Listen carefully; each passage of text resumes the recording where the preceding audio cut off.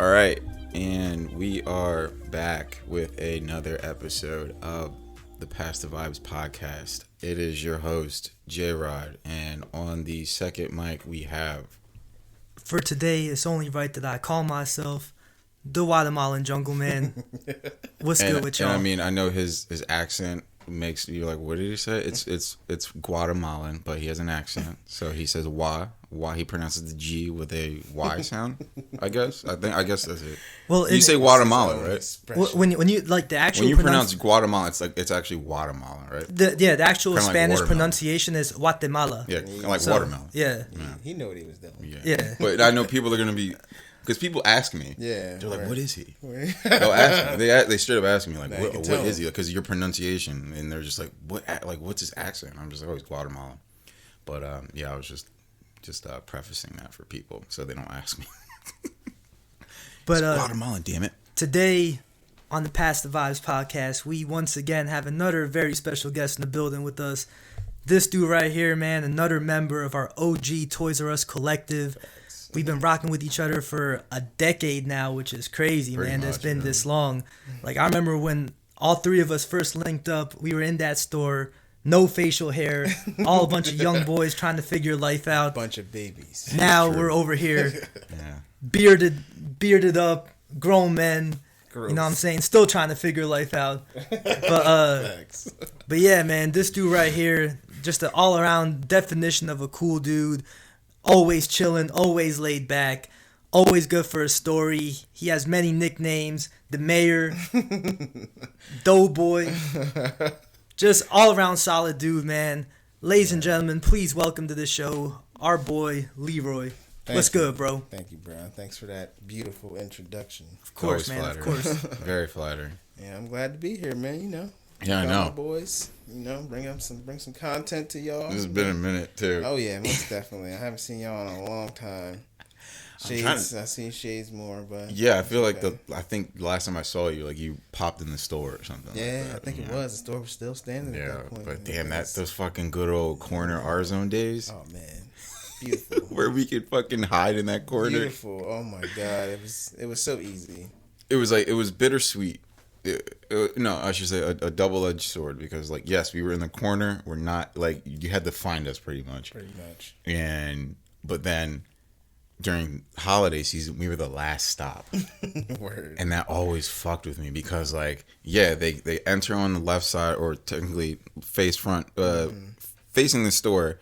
They're entering on the right side, hit the other side of the store. Go through like babies and bikes and then make their way all the way around Imaginarium, then sports, and then they hit electronics last. And they had their multiple carts, filled to the fucking brim.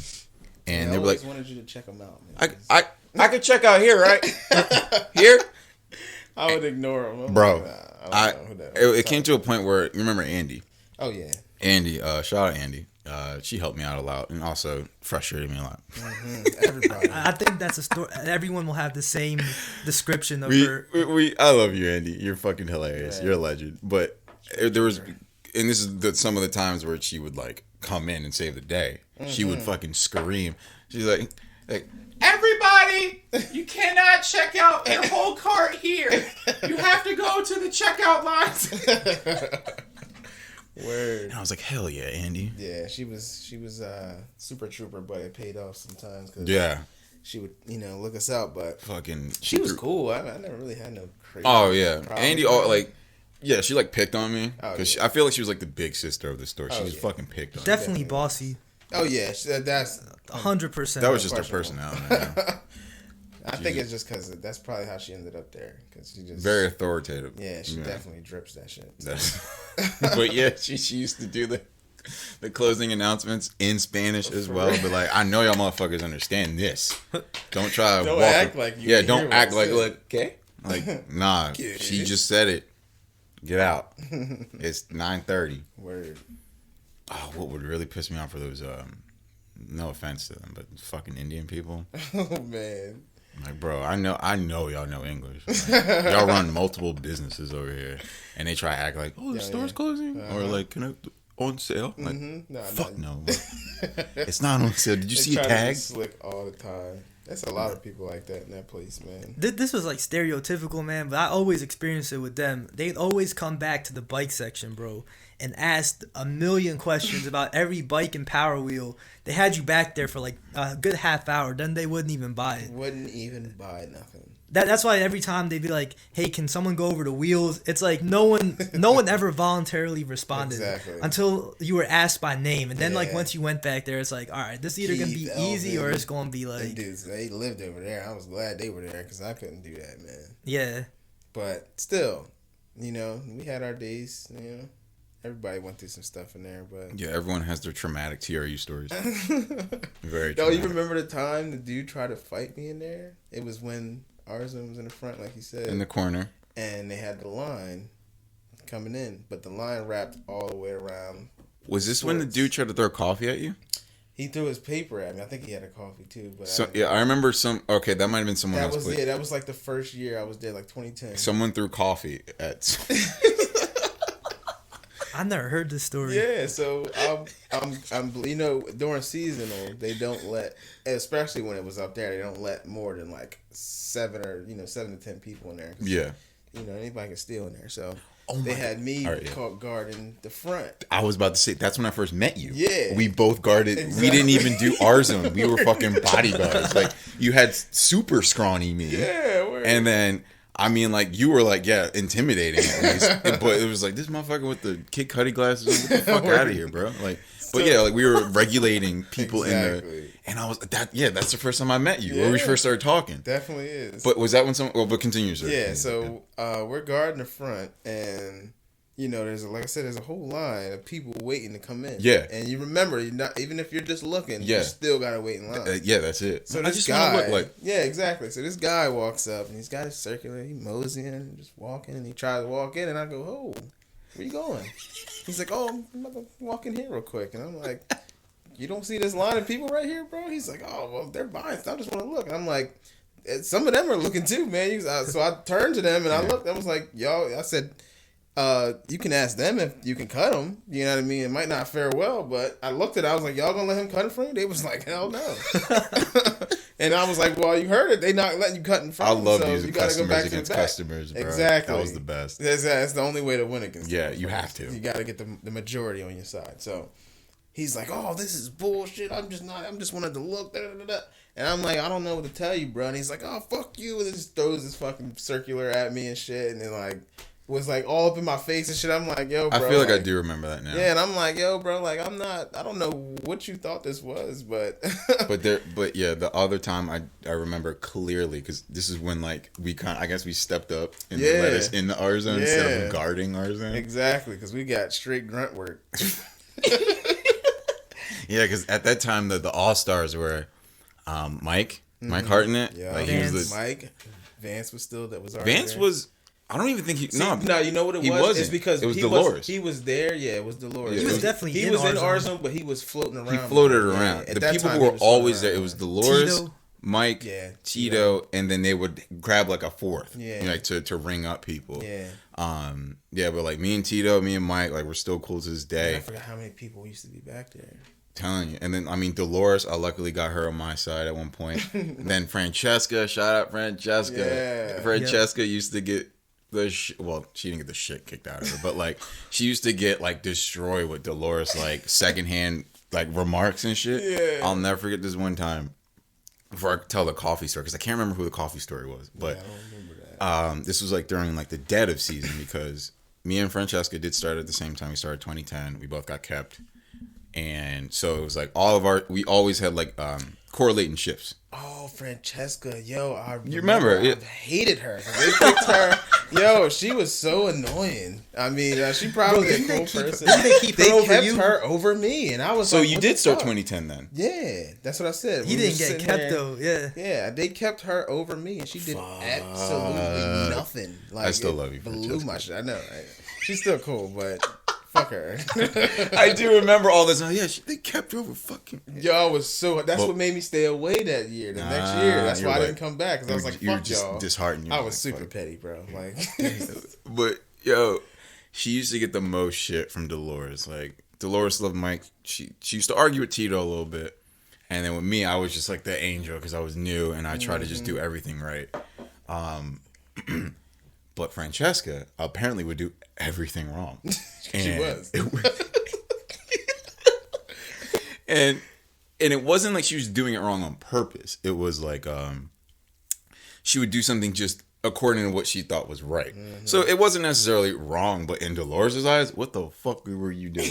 And she fucking would write down stuff in this book. I forgot, like we had to like check off stuff. Yeah, I remember that. And I'll never forget, like she wrote down this message because like she I believe Francesca reorganized the games in some type of alphabetical order. She definitely did. She put them all out of order. Something, and then like Dolores wrote in a book, I don't know who doesn't know their alphabet, but this is how like the games get organized in this section. Don't do that.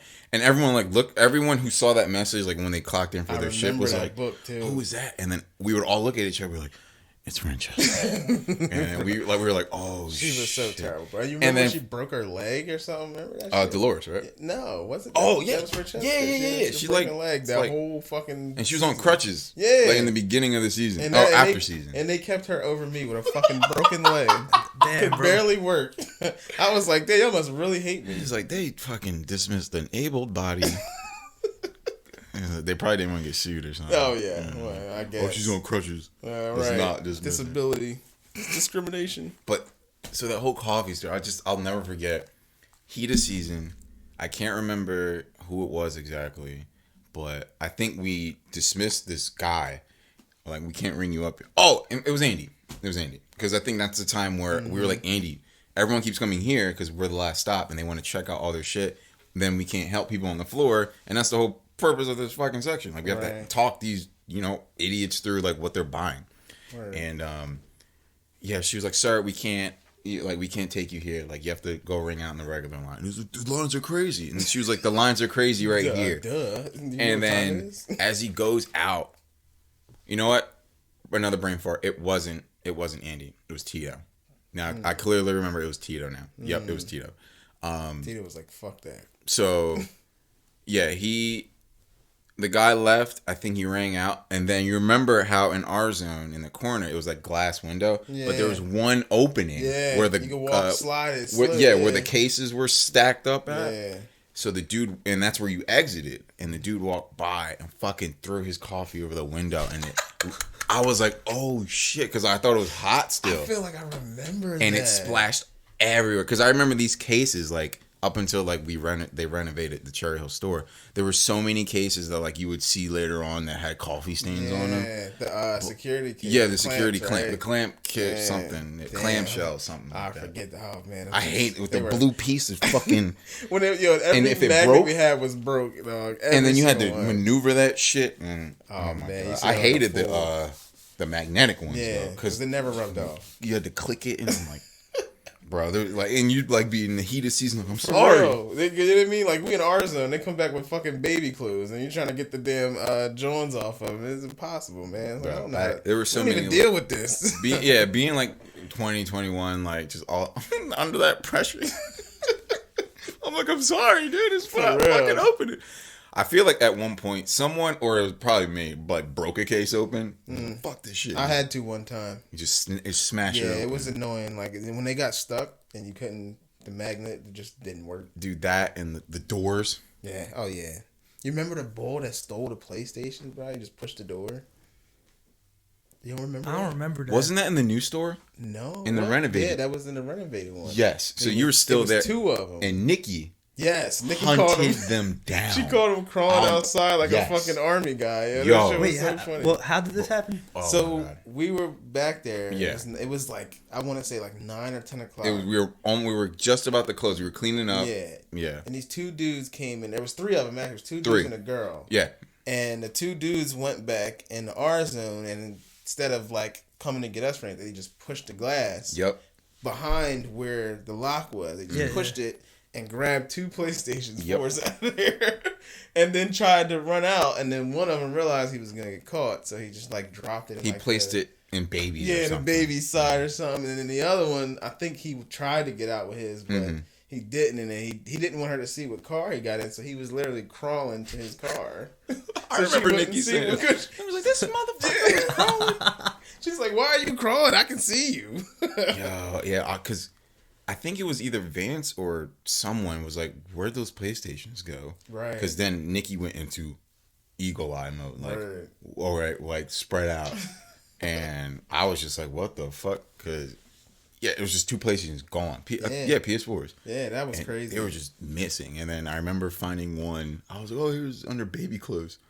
And the second one, yeah, saw the guy, and I was like, oh my god, dude, the type was like super true. She was a hawk, dude. She was. And then when she left the store, it was like everyone was just stealing. I think people started realizing, oh, that lady is in here. Oh yeah, we just gonna rob this. Nikki was on everything, dog. Like, yo, I remember this was like towards liquidation time, like at the very end. Yeah. It was one day. This was like it was on the Saturday, like in the evening time or whatever. And I remember I'm like back working in bikes or whatever, and then the alarm starts going off like from the back doors because that was always like significantly loud. Like, that joke definitely was louder than everything else. So I'm like helping a guest in bikes or whatever, and I'm hearing this alarm go off, and I'm like not paying that much mind to it. Then I hear like Yasmin. You remember Yasmin? Mm-hmm. Bro, she gets on the walkie and she's like, hey, can someone go check out what that noise is or whatever? So I'm still helping the guest. When I finish helping him, bro, I see like 3 people like running straight to the back room, like in a single file line, like 3 of them just running. Oh, so then it's just like, oh shit, like nothing ever exciting ever happens. So then the adrenaline starts pumping. Like, man, like fuck it, I'm about to go and join them too. Oh, so I start running in the back room, and I just see like, so I can't remember who it was. I think it was like Keisha or Tina. Mm-hmm. One of them had the door open in the back. Bro, it was like 8 of us just go running out that door. Go running out that door. Were they going towards the Wawa? Nah, so this was like the very back, like the back room, like where the baler was. Oh, okay, yeah. So everyone starts, because I guess the guest that stole, I don't know what he stole, but he ran out the back room. Like he went through like the stock room, ran all the way through the back door. So then it's like, there was like a few people like still up front or whatever, like, yo, stay in there because we can't have the whole, like every team member running out. It was just in the heat of the moment type of thing.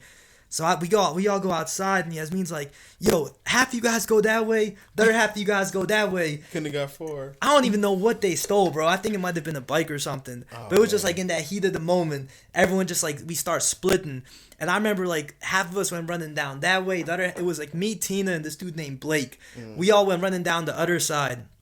And I remember Tina starts cursing up a storm, bro. She's like, oh, these motherfuckers mess with the wrong one. Like, you done mess with the wrong squad. Tina used to be hyped. Bro, she had a baseball bat in her hand, too. Oh, shit. Because I guess the dude had a getaway car. Like, he had planned this out or whatever. Definitely did. And they had went around, because it's like that one section behind, like, Kicks USA and all that. Like, behind all the stores where you could drive through. Definitely could. So, like, we end up circling around. And Tina's just, like, with a baseball bat in her hand, like motherfuckers mess with the wrong squad. And I remember, like, we're all walking around. And we end up circling back around like Kicks USA and all like Sally's or Rainbow and all them, and everyone's just looking at us like, what the hell is going on right now? This gang of blue shirts. Gang of blue shirts running around. I remember we got back in. They handed everyone like them like these little earphones to plug into your walkie, and everyone's just like talking like secret agent service. I'm just like, yo, what are we doing right now? They're like, yo, you guys need to go to channel 2, speak in code. I'm just like, yo, after one time, like it's not that serious. For real. And then I remember Yasmina texted Bob, who was our store manager at the time. Yeah, I didn't like that dude. And she was like, at all. He was alright. She was like, yeah, this just happened. And he's like, well, what do you guys do? And she's like, we all running out the door. And he's like, what if the dude would have been strapped? Like, and it's like, everyone's like, damn, we weren't even thinking about that. But don't think about it. I mean, a lot of shit happens in there at the heat of the moment. Like, my first real mistake in there was my first year starting. Like you said, they didn't give us no responsibility. Nothing. We were fucking guarding the doors the whole time. So, but they trained us on the cashier. You know how to ring up. So I first walked in.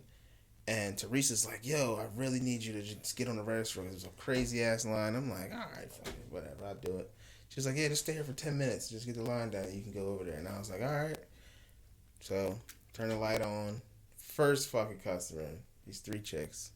Just buying gift cards. I hated those fucking Visa buying gift cards, right? Bro. So, and I should have known that something was up because every time I tried to scan it, just would not scan. Like every single time, I'm getting the barcode perfect on there. I even pulled out the little gun. I'm scanning, just wouldn't work. And I was like, oh, you gotta get another one. You know what I mean? So she gets another one.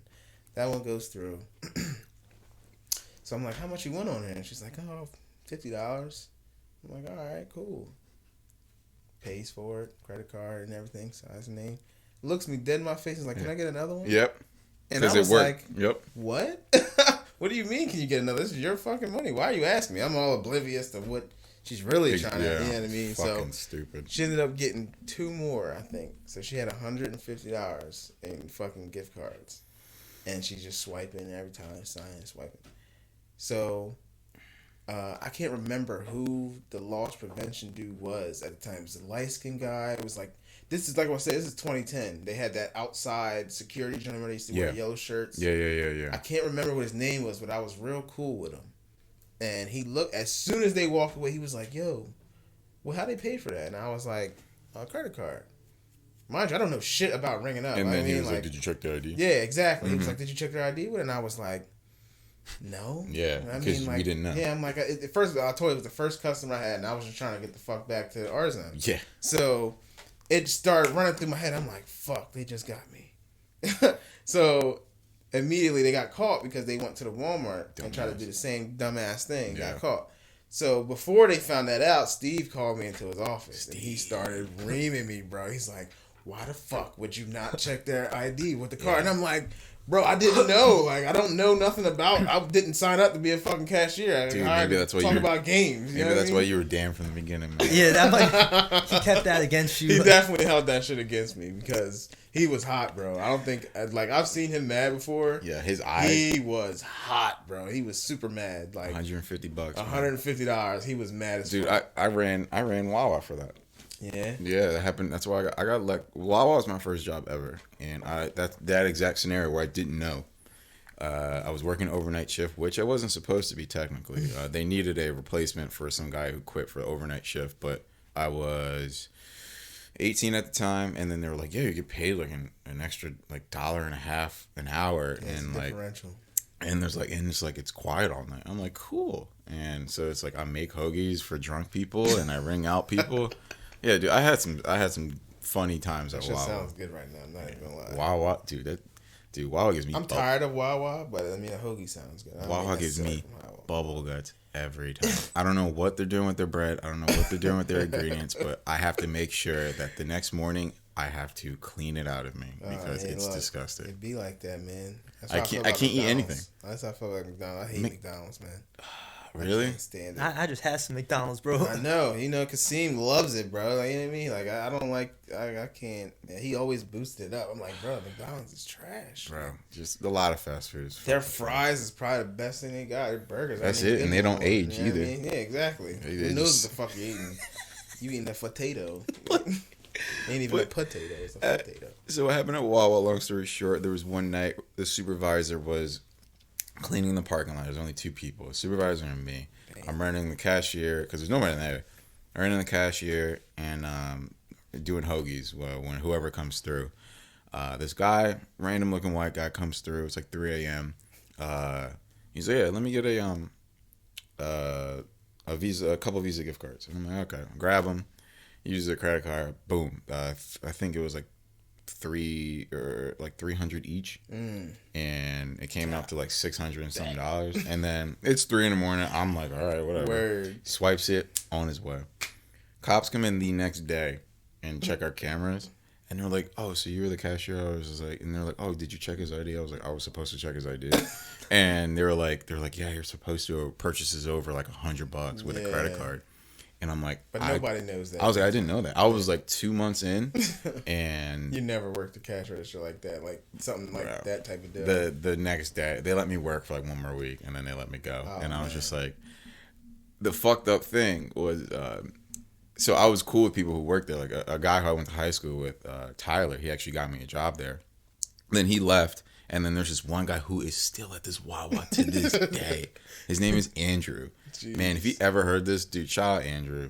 He's like Wawa lifer. He's literally like a staple. If he's not at that store, I probably won't go there anymore. Damn, that's he doesn't. crazy. He remembers me something like he'll give me a look like I think I know this guy. Yeah, because like my hair and face has changed. That's how it is when I go to Annie Ann's in a different mall. Yeah, somebody will recognize you. Yeah, I work there. There's 3 people that still work there. From when I worked there. I worked there when I was in high school. Bro. I was 15. And they're still there. That's 15 years ago, bro. And, so he's just like a centerpiece at this point. And he's always there.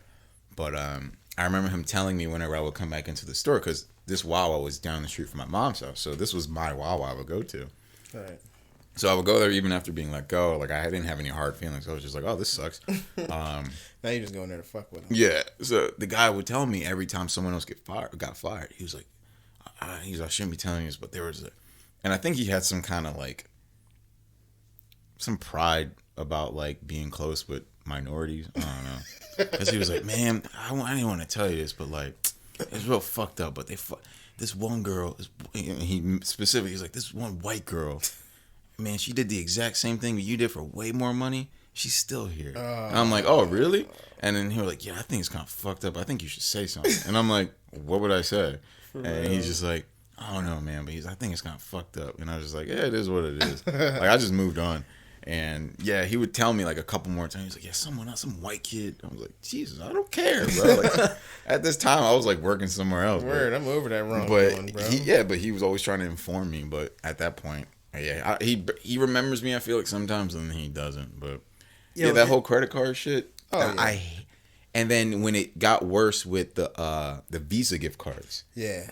And then that's what would just put me over the top, because like they would try their hardest to get these Visa gift cards, and I'm like, bro, I know it's not your credit card. Yeah, exactly. Because first it was, we would trump them with, if they didn't have, normally they didn't have their ID, so it was, oh, can I have your ID with that credit card? Yeah. Oh, it's in my car. Yeah, they did. I got that a few times. And then so after that started going away, they would have their ID, but it was fake. Yeah. And I'm like, and then you put it under the light, and then so I'm like, oh, I can't accept this ID. It doesn't have the holographic thing. And then I would put a little cherry on top. I like to fuck with people, and I'd be like, oh, see, like I will put my ID. I was like, oh, you see that holograph right there? I was like, the fact that like yours doesn't have it. I was like, the cash register won't accept this transaction. Those fucking computers didn't do. But I would make it seem like our computers are advanced. Super tech, oh, you see, like your holograph isn't coming up. Like I was like, I can't go further. You know what I would get them with that though? Like if you scan something that wasn't supposed to go out yet. Like, oh man, it won't let me go. They won't let me go through, man. You know what I mean? You just blame it on the machine. Yeah. Because like if they think it's you, they're like, can't you do something? I'm like, no, I can't do anything. They always think you can override shit. Those IDs. That was like the next step, because it was like they started bringing IDs, and then the last one, it was when it didn't even matter. So they weren't even using the credit cards anymore. They were just using prepaid like debit cards or gift cards to buy more. Yeah, and it didn't require an ID, and it was and I think it was based off. I think it was like credit. It ran through his credit. Right. And he was like, and whenever you asked for their ID, they were like, this isn't a credit card, but it ran through his credit. And then I forgot how that stopped, but that was like I couldn't fucking stand there just like, yeah, can I get like 2 Visa gift cards? I'd just be like, they're in the front. Word. I would make them go in the front and make them deal with that, because I'm like, I'm not ringing you out back here. Word. And then getting shit later. Because they were always on that more, because they dealt with that shit a lot more. People frauding for the credit cards and doing that other shit. We never really dealt with that. You know what I mean? Like we dealt with it a little bit. Like there was only 2 instances I can remember that it was anything even remotely close to that. The one, I think you were there, was when the arson was in the front again. Yeah. The fucking lady, like, I guess her husband died, and she came in at, like, we were closing in fucking, like, 10 minutes. And she came in and was like, oh, my husband died. I just got this life insurance check, and I wanted to make sure my kids had a really good Christmas. She came in and filled up, like, 2 carts. Yes. She filled up 2 carts full of shit. Like God a blonde. Yeah. Kind of like a taller hair. blonde. Yeah. Yup. And I was looking at this. Yo, we were so fucking skeptical of this lady, yo. Like, she had this check she kept showing us. And it was for a nice amount. I can't even remember what it was Lump for. sum. It was a nice amount. And she's like, I really want to use this and make sure my kids get the... And I'm like, I don't know, bro. Like, I'm sitting here the whole time. We had to wait. We waited. She was in there for like an hour. Yeah. Filling up her car after the store closed. You know what I mean? Like we were getting ready to close and she just walked in and decided to do all the shit. So we were there for a minute. And I fucking remember that lady. Which one was it? It wasn't Andy. What was the red haired chick? Rebecca. Rebecca was on the phone with the fucking bank for like 30 minutes trying to make sure this shit was real. It was a clear before check. Before they cleared it, before they did anything with it. It was good. It was actually a real check. Good. It was weird. Yo, it was the weirdest shit. But like you come in, we're about to close. That does sound shady. A dead husband. And that's when people try shit the most is when you're about to close. Right when you're about to close. Because they know that you just want to leave. Exactly. But yeah, this lady, I remember she was like, it's just a good Christmas. And this bitch came back. All right, she's not a bitch. This lady came back with like 3 carts. Yo, it was Chris. She had every Nerf gun possible. I remember you were ringing and I was bagging. I was so mad. I was like, she just had to stop here last. And that's exactly what you said earlier. I hate that fucking corner. That's why I was glad they moved it out of that corner. But the thing is, I wasn't happy about the new design either. Because we were the first fucking thing you saw. Yeah. It's like iPads. And word. Those niggas. And that was the other time. I said that 2 times. There was another time this dude came in there and was trying to buy like 3 iPads. Oh, that was the next thing. So if it wasn't PS3s or PS4s, it was iPads. Yeah. And I'm like, go fuck yourself. Like, I know what you're fucking doing. Exactly. The combo. This was the combo. So they would look at their phone. You guys got PS4s? Yeah.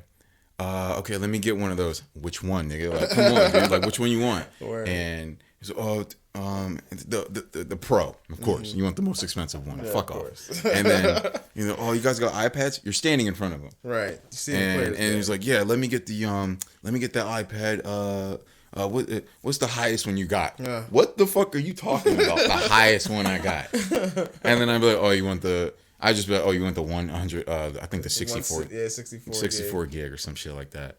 And I always put the most expensive things because I knew it wasn't going to go through and you were going to leave. So I would always do that purposefully because like you're using someone's money and it's not going to go through. Exactly. But I fucking hate the PS4 iPad combo. PS4 iPad. It was never Xbox. No. Never. Xbox is trash. For the Xbox record, is trash. If anybody didn't know that. That's it. You're whack. Grow up. Get a PS4. That's all. Go charge your batteries. It's crazy that you guys are saying get some these like electronic stories because I never worked electronics at Toys R Us, but like I work at Target now part-time, right? Yeah. And I'll be in the toy section, but I have to cover the electronics people on their break. Oh, yeah. I hate it, bro. Yeah. I hate working electronics because it's like... Because everybody always comes back with those crazy questions. Yo, the thing that sucks about Target, too, that Toys R Us didn't really have is, like, we have TVs, printers. Mm-hmm. Like, people come up to me asking me questions about their phones. About that shit. About everything, man. The only good thing I liked about that was I was up on my shit at the time. You know what I mean? Like, so, yeah. Anybody asked me anything. Now it's like, I feel like we're out of it. Yeah, for real. Somebody asked me, like, yo, when this come out? I was like, bro, I have no fucking idea. Like, you want it or not? But like at Target though, it's crazy because there's like a thing going around. Like they have like this Target app, right? Like a Target app on your phone, and you could have like the red card or the credit card embedded onto the thing. Oh, so there's like a certain, I don't know where they find this, but it's always with foreign customers. Like that's the only one time I've ever seen it. They'll come back there and they'll ask for like 2 Apple Watches. It's like the minute they say that, it's like, all right, you know that you got to be a certain type of person to have this much bread. So like the minute they ask for, the minute they ask for more than one expensive Apple product, it's like you're instantly gonna be like, all right, like I'm gonna have to check with this. They had like this they have this app on their phone. It's like it's a screenshot. I don't know where they got it from, but it's like a screenshot of like the barcode and everything. So it's guaranteed to go through. Damn. Once they scan it or whatever, they pay using it, and it goes through all the time. Yeah, you balling when you gotta scan your card instead of... Yeah, bro. And after that, it's just like... I remember, like, they gathered all of us that work, like, the register together, or, like, that do electronics. They're like, yo, if you guys have more than, like, one Apple product, double check that to make sure it's good. Or, like, actually look at their thing. And it's crazy, though, like, how many, like, scams there really are out there, though. Because it's like, there are people that have this, like I said, this pre-embedded screenshot, and no matter how many times you scan it, it always goes through. Yeah, it's just crazy to think about. Somebody got links directly to somebody's fucking bank account. Right, like that's what I can only imagine, like what type of levels of like scammery, if that's a word, scammery is out today. Like I always think about it. like I always tell myself, yeah, if Toys R Us was like reopened, which they probably won't ever again. I mean, they got the two locations. Yeah, they're saying they're getting close, but they got the two locations. They got, and they're more like virtual stores. Like Yeah. you just touch stuff. Like okay, but yeah, if they were to ever, I would do it. And then I said for nostalgia purposes. I got and it was just like I would love to do it, definitely just to be part-time, back. weekends. Yeah, just just fuck with people. 4 hours a day. Just to come in, just to experience it again. those 9 to 1 shifts. Exactly. Oh my god, I miss those shit. I just remember that shit. And then like tag team, just all right, I'm out. Word. I'm out. Here we go. Ralph always replaced me because he would come in later. Yeah, towards the end, I was always in the morning. Yeah, I always closed Friday nights a lot. At one point, I always closed Friday nights because like I would go out straight from Toys R Us, just being an idiot. And then I don't know, I thought I could handle returning Saturday morning hungover. I would do that all the time. Yeah, they were just like I hated that shit. Yeah, and it was funnier in the later, closer to the end of the stores, closer to the store closing. When I was living in Audubon a couple of years ago. I literally lived less than 10 minutes away from the store, but I would have a Friday night, knowing that I open at, especially during season, like 7 or 8. Yeah. And I was only working one day and they automatically knew Yasmin, Karen, Teresa, they knew I was going to be 10 to 15 minutes late. And every time I would show up, hair just fucking out of and like just shades on, just fucking, I'm like, oh, I'm in pain right now. Oh, man. And they're like, Justin, do you need to go home? There was one time I went home because I was nauseous. I was I was like, Karen, I'm going to throw up. No, Teresa. Because Karen was like, I don't care. Yeah, word. Get your fucking Teresa was like, go the hell home, Justin. And I was just like, I can't do it. I'm going to throw up. Teresa was always the lenient one. She was like, the toughest / she had the biggest heart. Yeah, she definitely did. Because if you fucked up, she definitely she got you. Yeah. But if you were in her good graces, she's like, all right, it's fine, whatever. Karen's you just a shotgun to your head. Word. First offense, you're dead. And it was like, Justin, why aren't you wearing your shirt? And I was like, I'm wearing a red shirt. It's not a polo. And I'm like, what? And it's like, I couldn't wear my regular red shirt. I had to get a polo. I was so happy when they switched that. I was happy to be. The blue T-shirt was. Blue, man. I was happy to be one of the first people to get it because I was that fucking GPS shit. So I was one of the first people to try out the shirts. I had a blue one, and a red one. At the time, they was only giving out the blue ones. They had the red one was like the red one was the GPS. The GPS. What was that? What was the fuck did something that shit stand for? Guest Patrol Service or something.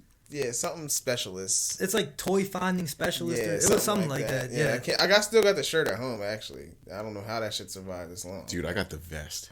Yeah. Oh so my God. While we were liquidating the first the pins time, on it, you still got pins on it. Unbelievable. So while we were liquidating the first time around for the renovation, they were like, "Oh, just wear a red shirt," and my dumbass, once again, coming back from a long Friday night, coming in Saturday morning. White T-shirt.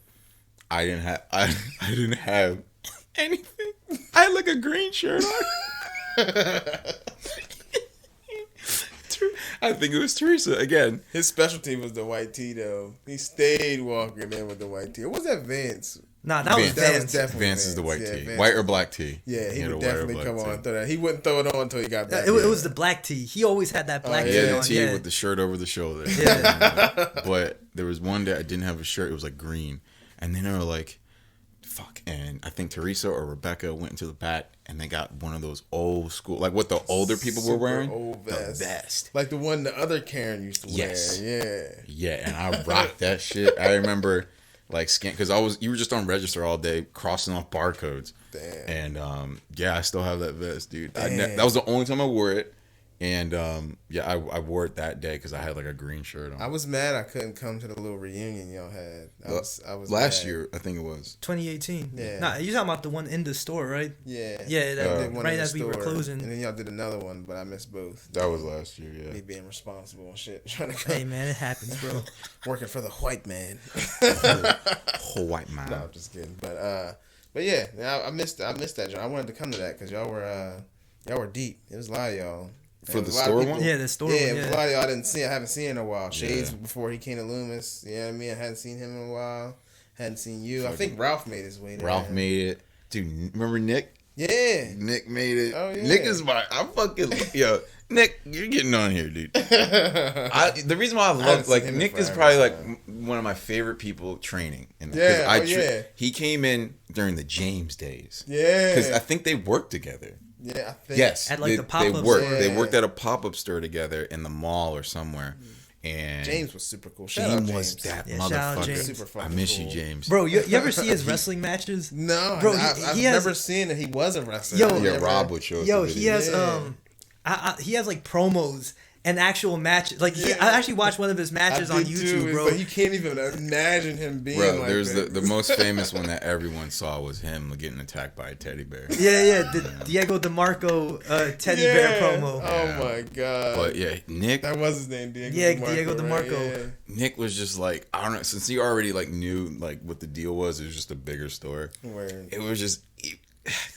He's just at a level of chill I just can't attain. Yeah, and he was definitely cool. He was one of the coolest new people we had. Yeah, in there. He didn't freak out at all. Like, I mean, he came in, always had the backwards hat on, glasses and shit like that. The beater. Cool that shit. Backwards hat was like his trademark, bro. Yo, I fucking love it. Yeah, and it's just like I still fuck with Nick today. Like, I just saw him like last weekend.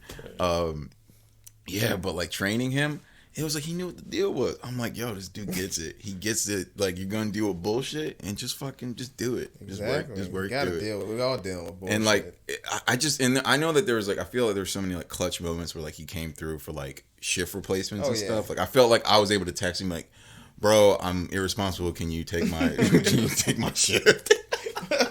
And he would take that shit, dude. Like, like, oh my god, it's been a very few jobs where I had cool people like that. Yeah, I mean, like, I feel like all like professional jobs I had. Fuck you, dude. Yeah, like, for real. I hate that people. by the book ass shit. Take that stick out your ass, bro.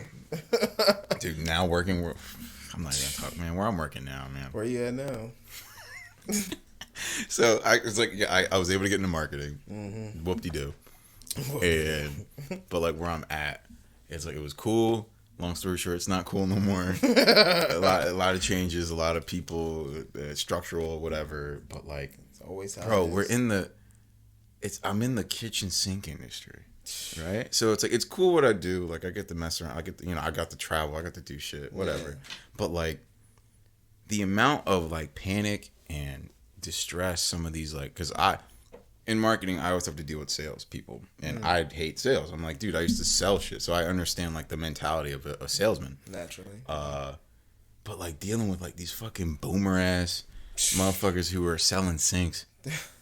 You're selling sinks. Like, it's not that serious. Yeah, like, your market's not really, And like, we need to figure out how to fucking, apply to your demographic. Oh, motherfuckers who don't want sinks. Like, we get apartments. We're not buying houses, obviously, because like we don't give a shit about that. We got debt to pay. And then it's like you're talking about trying to appeal to us. Like, dude, apartments and houses come with sinks nowadays. With them. I mean, to be quite honest with you, I've never heard anybody say, "Yo, I gotta go buy a new sink." Unless like you're renovating. It's the only time you're renovating, or someone died in that sink. Like no one's buying. No one in our generation is like just gonna outright buy a sink. Yeah, like, that's literally the only time you need a sink. Is when I was talking about this yesterday with some people, and they are around my age. Because I was around people who they're married, have kids. I think I was telling you guys.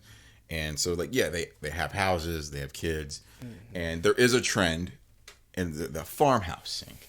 And I'm not going to get into this because I don't want to think about work. But Facts. There are these really deep sinks that hang out, and you take little cute Instagram pictures. I'm like, fuck you, dude. But they go ape shit over these sinks. I mean, they're the most expensive ones that we have, and then the most fragile. But anyway, it's just how. The corporate world in general, and then it's just funny how I'm in the kitchen industry and how uptight these motherfuckers are about selling commodities. Right. It's not even a fucking... I mean, it's a necessity. That market is so small. It's a fucking faucet. Well, that's why I'm glad. Like I said, I'm glad I got away from shit like that. This truck driving shit is cool. You know what I mean? Like, I don't really get to see everything. I gotta focus on the road and shit. But I'm a lot of new places. Anything ever fall off the truck? Hell no, man. I don't want to deal with that because my dad he used to drive a truck when I was born, pretty much. early 90s. He still worked for the company, JB Hunt. Oh, yeah. You see all the trucks all the time. Yeah. So, and JB Hunt used to actually deliver for Toys R Us. Yeah. They used to deliver our shit. Anyway. You'd be surprised who delivers to who. It'd be crazy. That's I mean, right now, he's like, I was just talking to him the other day. He was like, yeah, our biggest customers are Walmart and Amazon. Obviously, they're fucking flying. Nonstop. Right, flying. All So day long. he drove a truck for a year, and then he switched into like a logistics manager, and then he just rose his way up into like managing branches and stuff. So he's down in Florida. He runs a branch down there.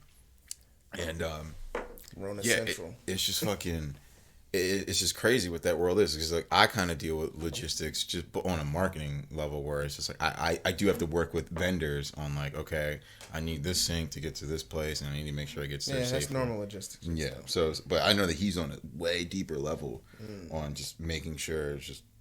Number one, people don't die. He has to worry about that shit. And I'm just like, Jesus Listen, Christ. man, them trucks, it's a lot that goes on, man. I'm surprised that he did it for a year. Oh, yeah. Yeah, how long have you been doing it? I'm at a year and some change. A year now? Yeah, so. Are these like full freight? Like these big motherfuckers? Yeah, for tractor trailers, rigs, 53 footers, 40. And you had to do like this, get your CDL and I stuff had to like go to school. I went to school. It would have been a lot quicker. I had to go at night.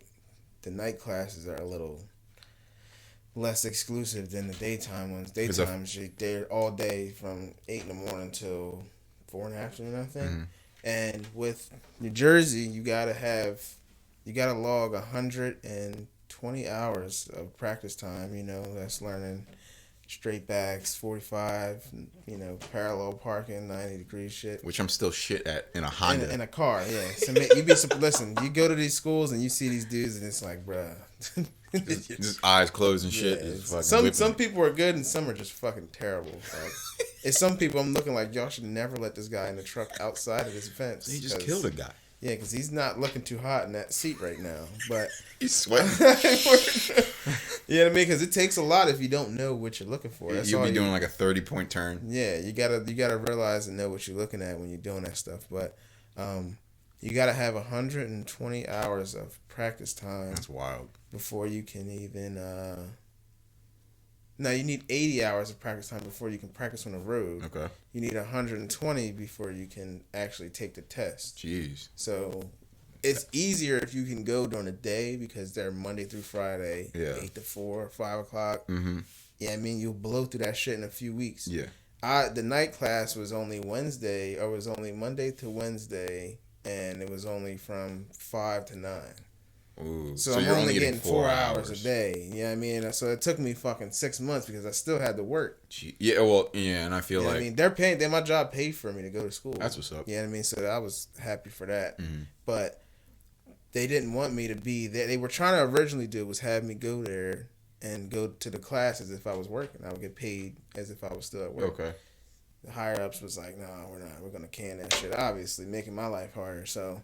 they were like, well, you just gonna have to go on your own time. Mm-hmm. So me, I'm like, fuck it, y'all are giving me this school and for free. It's like fucking $6 to go to that school. You know what I mean? So I was like, I'll take that for free. Yeah, and you just have to work it out exactly. On your own time. Yeah, they normally tell you to wait as long as it takes to get into another place, which is normally a year. Some places require you to have 2 years. Most do now because they were putting people out in a year, and these fucking guys be killing people. You know what I mean? So most places is mandatory for 2 years, but the driving I've done for Raymore, bro, I can drive any fucking where. I don't even care about experience anymore. I'll tell them, like, you can take me anywhere you want, and I will show you that I don't need no type of supervision. So, well, I mean, I don't know if you want me to drop their name, but... I don't give a shit. Raymore Flanagan? Yeah. Oh, okay. Yeah, I'm still at Raymore. But, yeah, so... a lot of their stores are in the city. You know what I mean? In the city, like I was you gotta stuck. Maneuver the fuck. Oh yeah. So when you're the new guy, you get stuck. I get anxiety thinking about that. Oh yeah. It's a pain in the fucking ass because, as you see me post on Facebook all the time, they cannot drive. These Philly drivers are fucking terrible. I'm so glad I have this platform to talk about this. Go for it. Go in, bro. They are fucking terrible. They are the worst drivers I have ever seen in my life. I mean, Delaware is literally a close second. They're right next to each other. I don't know. I've been so the reason why I haven't been around much. I know there's probably a lot of other worse places that have no. So drivers. the reason why I was just like I was gonna say Jersey is a close second. I can't agree. Really? Delaware. You think we're good? We're better than them. We're better than Philly. Jersey drivers are assholes too. I'm gonna clear the air with that because everybody thinks I just assume Jersey drivers are like the best drivers. Dude, they're like a lot of them are R-word. They're fucking.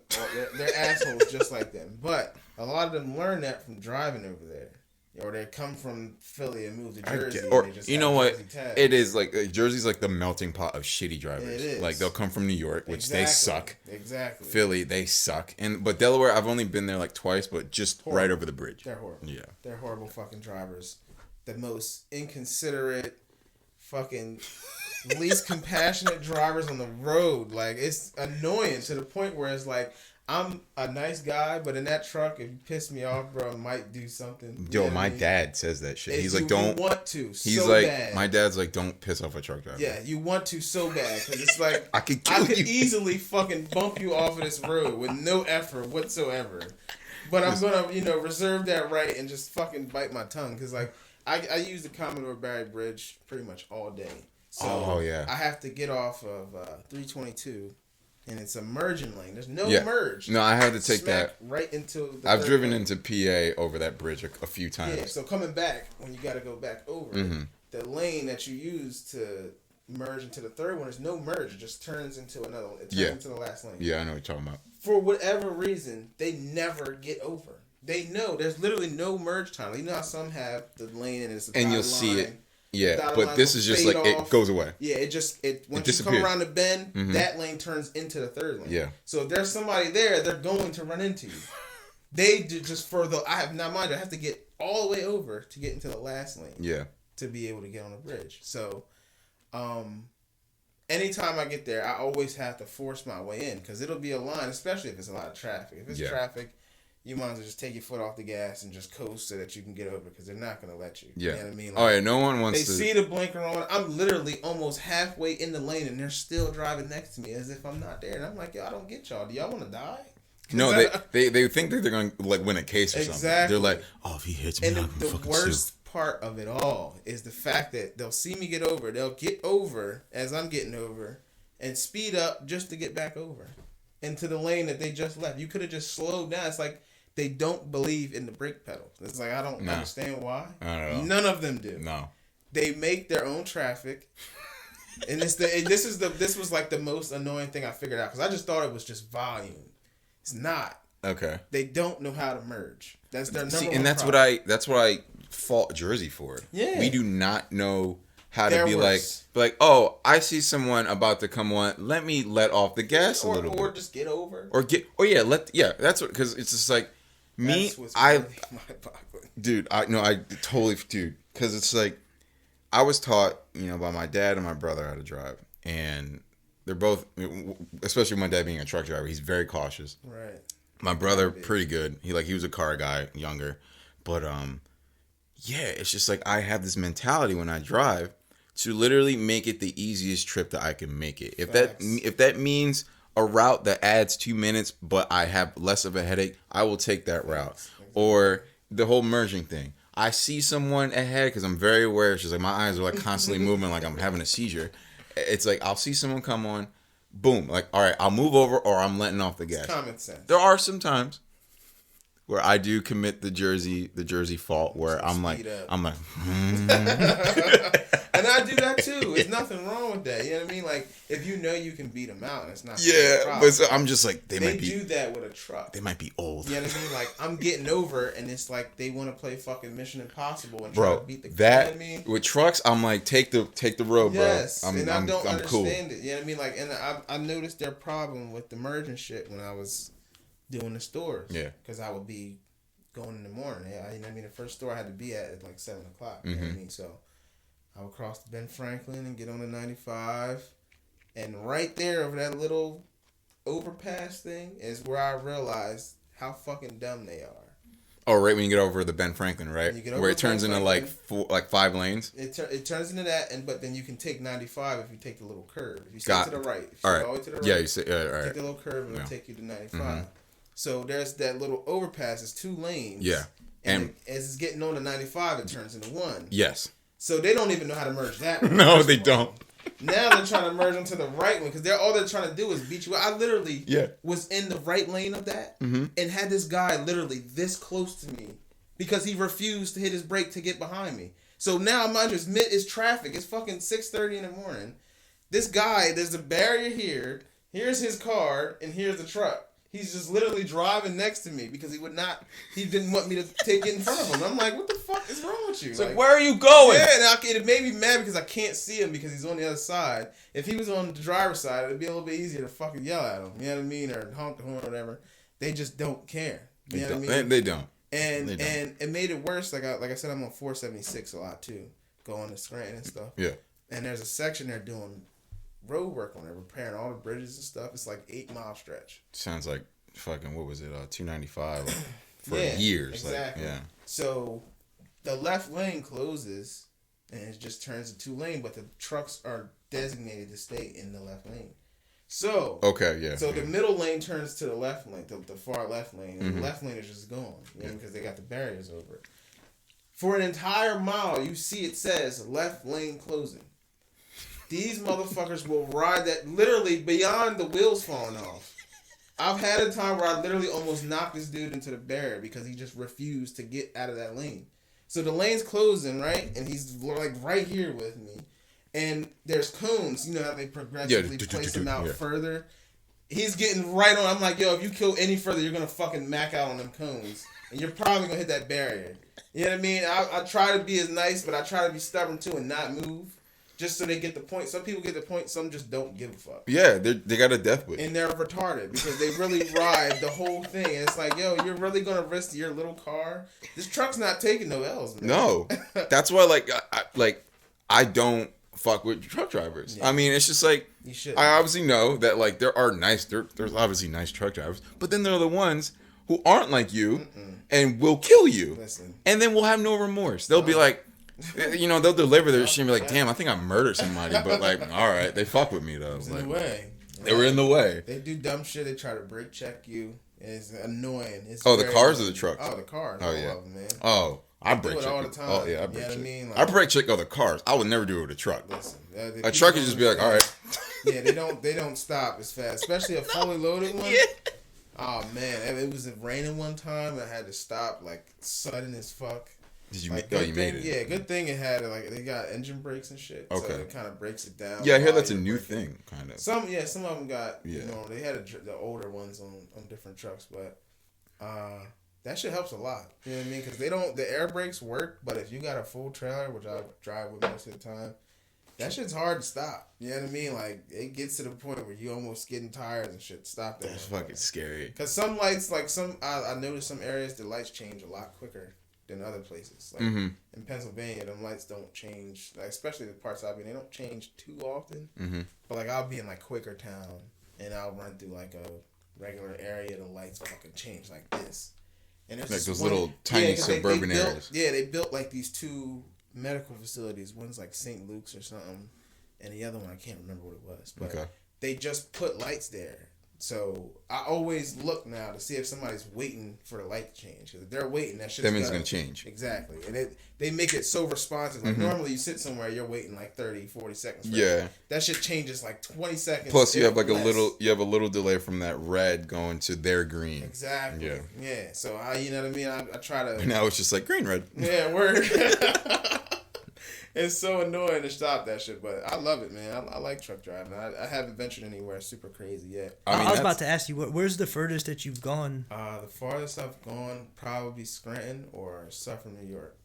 You can cross in. I was gonna ask if you've gone in New York because I've driven in New York. I was in like Western New York. Okay, it's like suburban area. Yeah, I've driven in like New York City, like gone to like Madison Square Garden. Yeah, I mean, I got in a pickle. That has to be crazy. That was the last time I drove in New York. I was like, I never. So see, to go to there, that's like one of their main warehouses up there. So, it's you don't have to cross a bridge to get to it.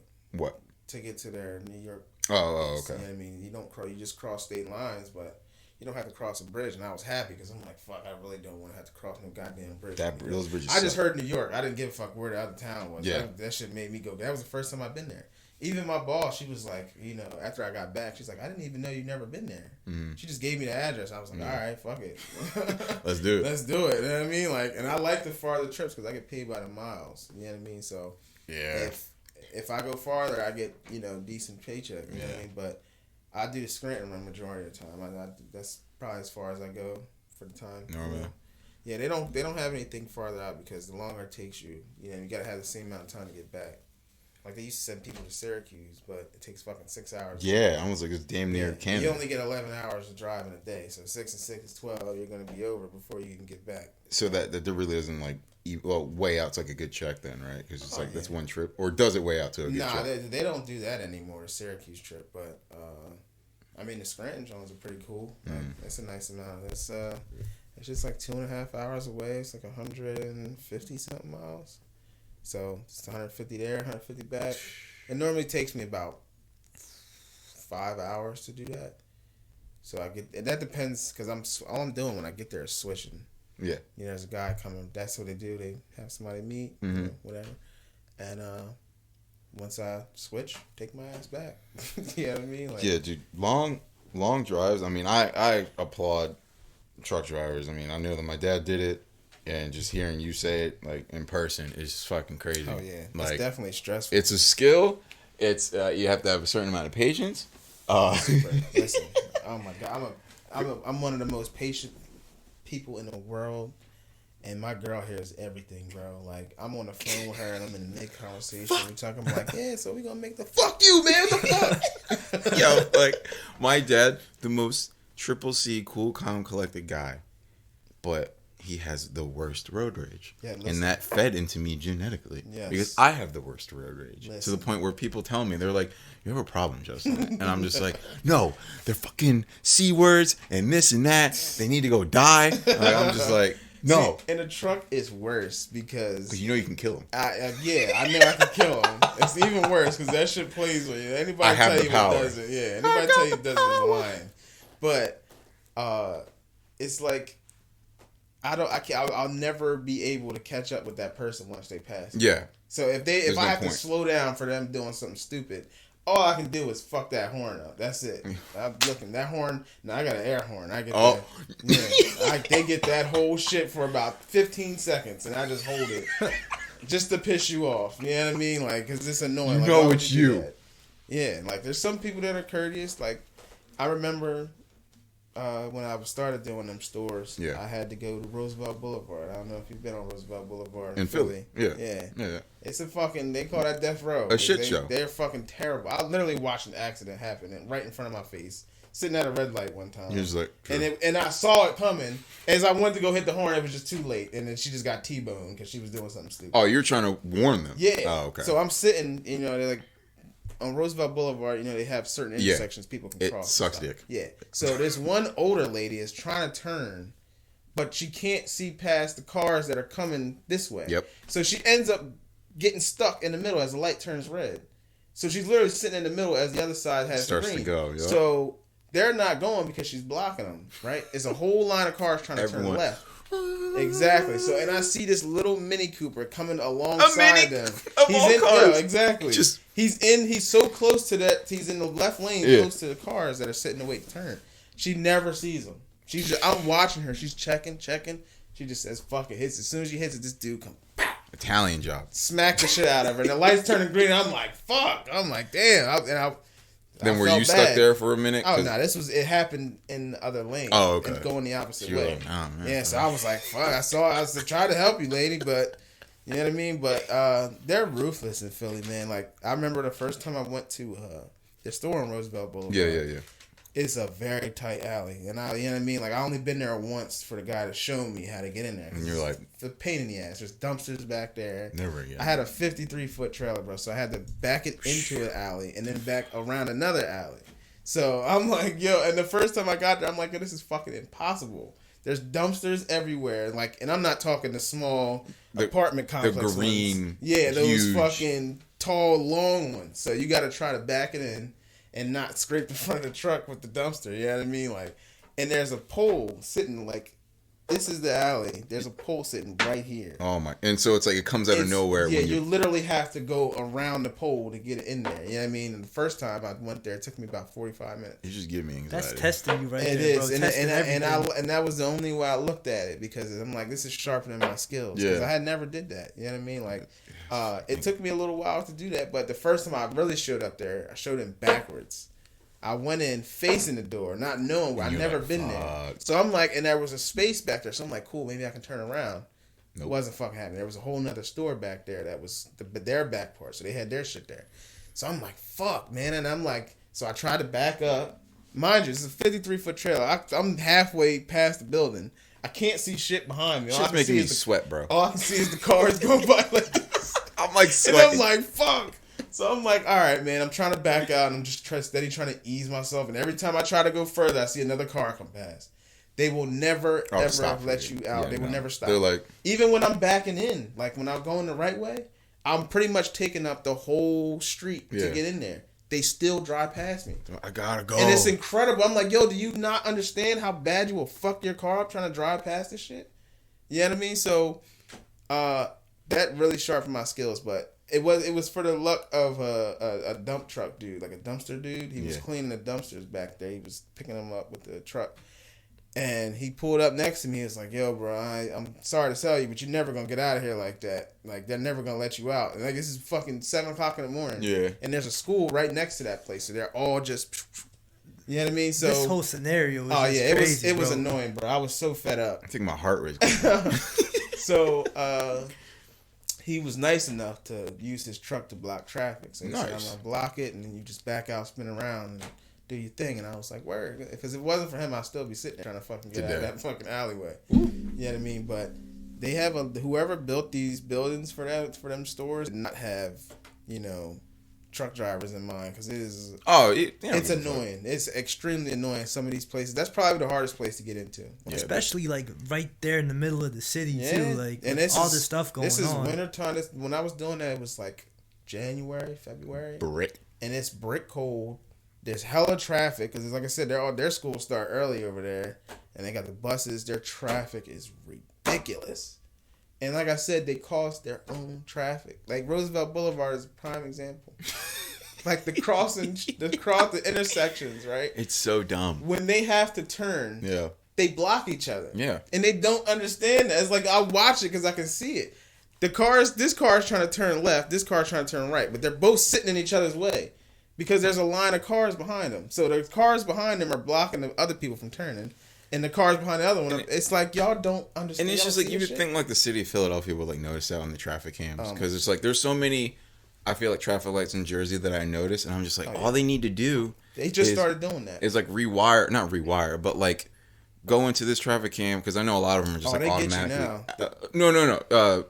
I'm talking about like how they operate the lights. Oh yeah. Like maybe like something as simple as letting one light go first. Like it might be a little bit longer, but you will reduce. Exactly. The pressures in that area, the congestion. Yeah, you reduce the actual occurrence of an accident, but in the back of my mind, I feel like they want accidents to happen. They had to do that on Roosevelt Boulevard. They had these fucking super sensitive cameras now. Like I haven't been there in a while because they have a warehouse that's over there that the majority of their shit goes to. Yeah. So I use Roosevelt Boulevard to get there. So they had these cameras there now that are like super sensitive to speed. Like if the speed limit is 40. And you're going like 42. It's gonna take a picture. My mom got caught. Yeah, it's annoying as hell. And I'm like, and like I said, I haven't been over there in a while, so I had to kind of like, I'm driving Miss Daisy over there now because, like I said, they speed on that shit ridiculously. You know what I mean? And it's terrible on that fucking road, bro. But I drove on it so much that now I'm so used to it. It's weird as it is to say, I'll be more comfortable in the truck than my car now. You know what I mean? Like I drove across the Commodore Barry Bridge to go see my mom on her birthday last week. Yeah. And I couldn't see over the rounds, and it fucking bugged me out. Because anytime I'm in that truck, I can see over. I can fucking see the boats moving and everything. Let me ask you this. So, I mean, and to come to think of it, I have driven in Delaware a few more times than I have. Last year, there was a printing company that we were doing work with. They were printing some brochures out for us. They were called McClafferty. I forgot where they were at, but I do remember some reckless Delaware driving, going over like that Commodore Barry. But normally, the furthest I've had to drive is out in Lancaster. We have a photo studio out there that we do work with, and last summer, like, I had to stay out there for 2 weeks, but they let you go home on the weekend, so it was like a 2-hour drive there, and then chill for a week. Chill for like the 5 days, work it out, and then Friday after you finish that day, you go home. But like, so technically I had to do it 1, 2, 3, 4, 5, 6, 8. So 8 total trips.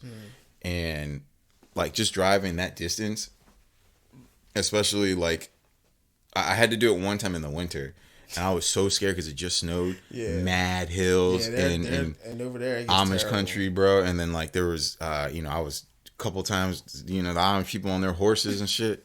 And at the time I didn't know that you can pass them. Yeah. So there was the first time I showed up and I saw my first one, I sat behind him. He's going 3 miles an hour. I'm like, fuck, dude. Like, and then someone's behind me, goes around me and him. What the fuck are you doing? And I'm like, I don't know, dude. And then like I zoomed around the dude, but yeah, like what was I gonna say about the question that I had. So at one point, you remember my Subaru that I had? Mm-hmm. Yeah. Classic. Unfortunately, he died.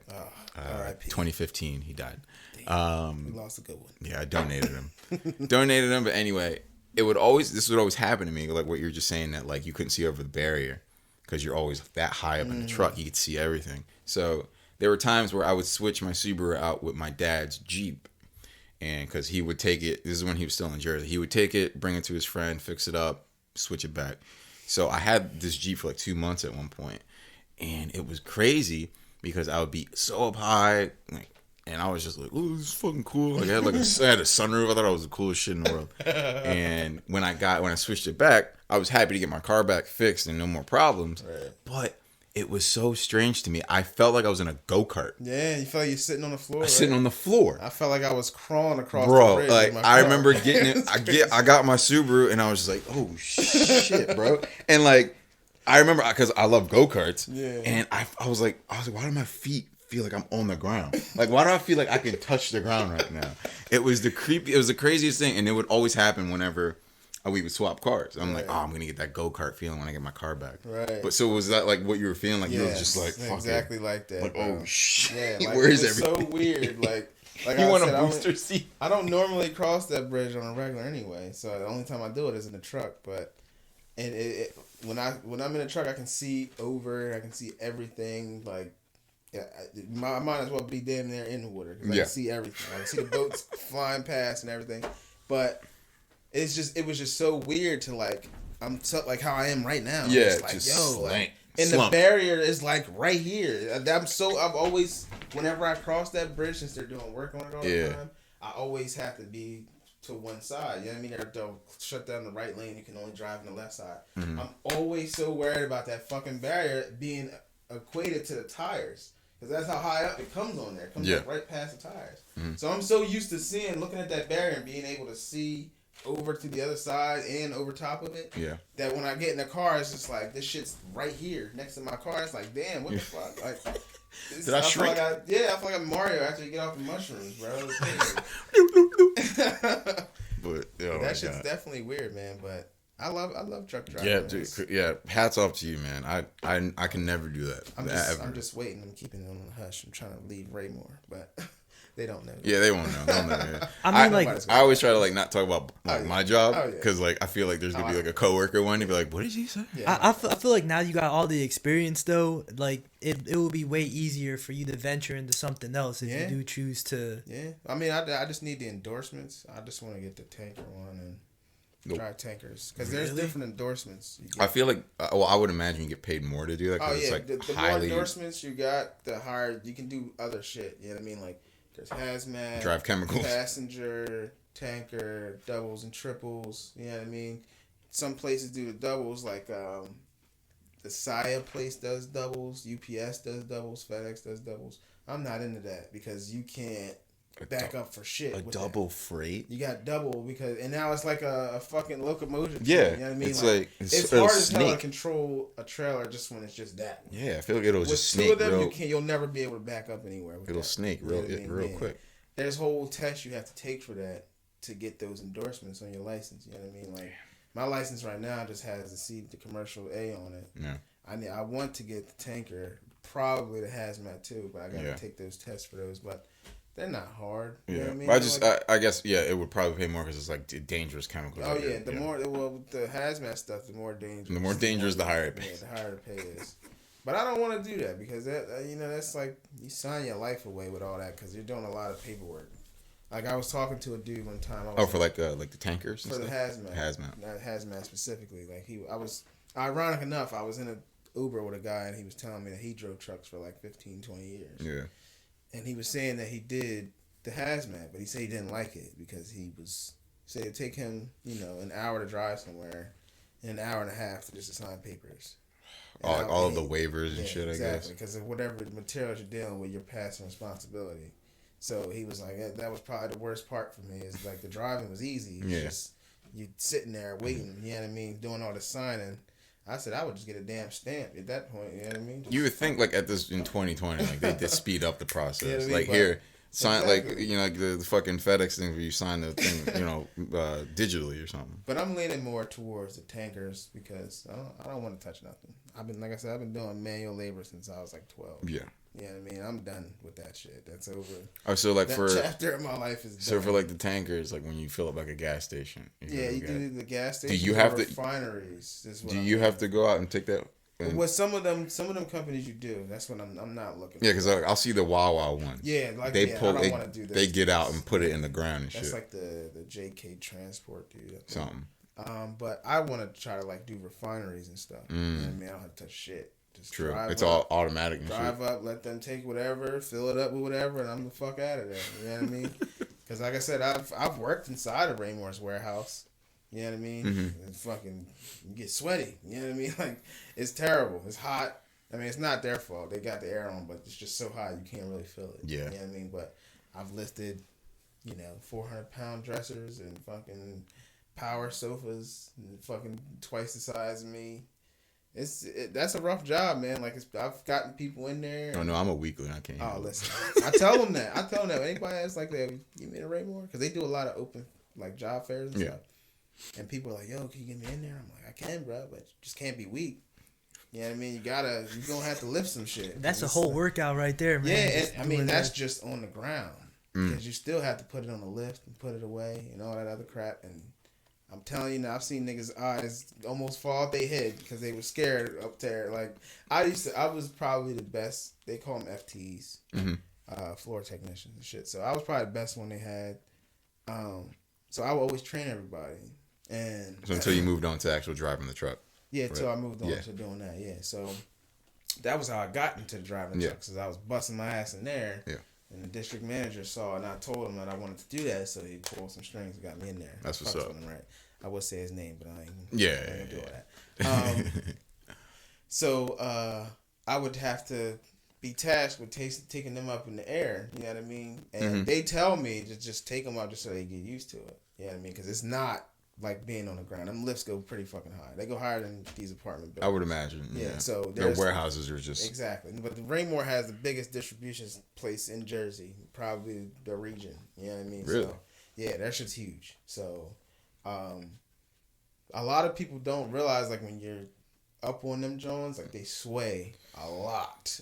See, I don't have. The first thing I do when I take somebody up there is I go up to the top and I just start rocking that shit. Like, look, this is what it does, and I'm just showing them that it's not gonna fall. Cause when you're by yourself and there's nobody up there, it feels hell a lot like that shit's gonna fall. Especially when you got something heavy on there, and you know what I mean. I'm showing them like, look, this is what it's gonna do. So you just gotta get used to it. When they grab, there's a pole. What are you doing? They're like, oh shit, you know what I mean? Like I'm just showing them like this shit. When you go to push shit on or pull shit onto it, it's going to rock, and you gotta be ready for that shit. Otherwise, your foot will slip.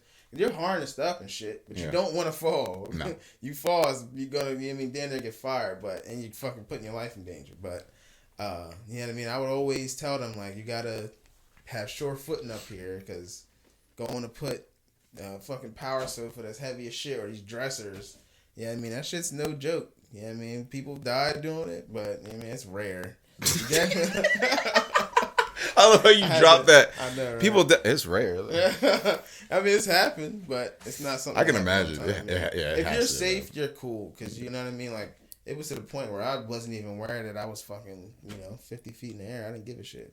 Yeah, you just become. You're crazy, you bro. become numb. It wasn't even that bad, man. Become numb to it. See, I remember like being at like the Toys R Us warehouse or the back room or whatever, and Picture just being that, but twice. Yeah, bro, like being all the way up at the very top, and like I remember I used to hate when they used to throw heavy shit up on there. It's like, yo, that makes no sense. Like, why are you throwing this up here? Like, throw the lighter stuff up there.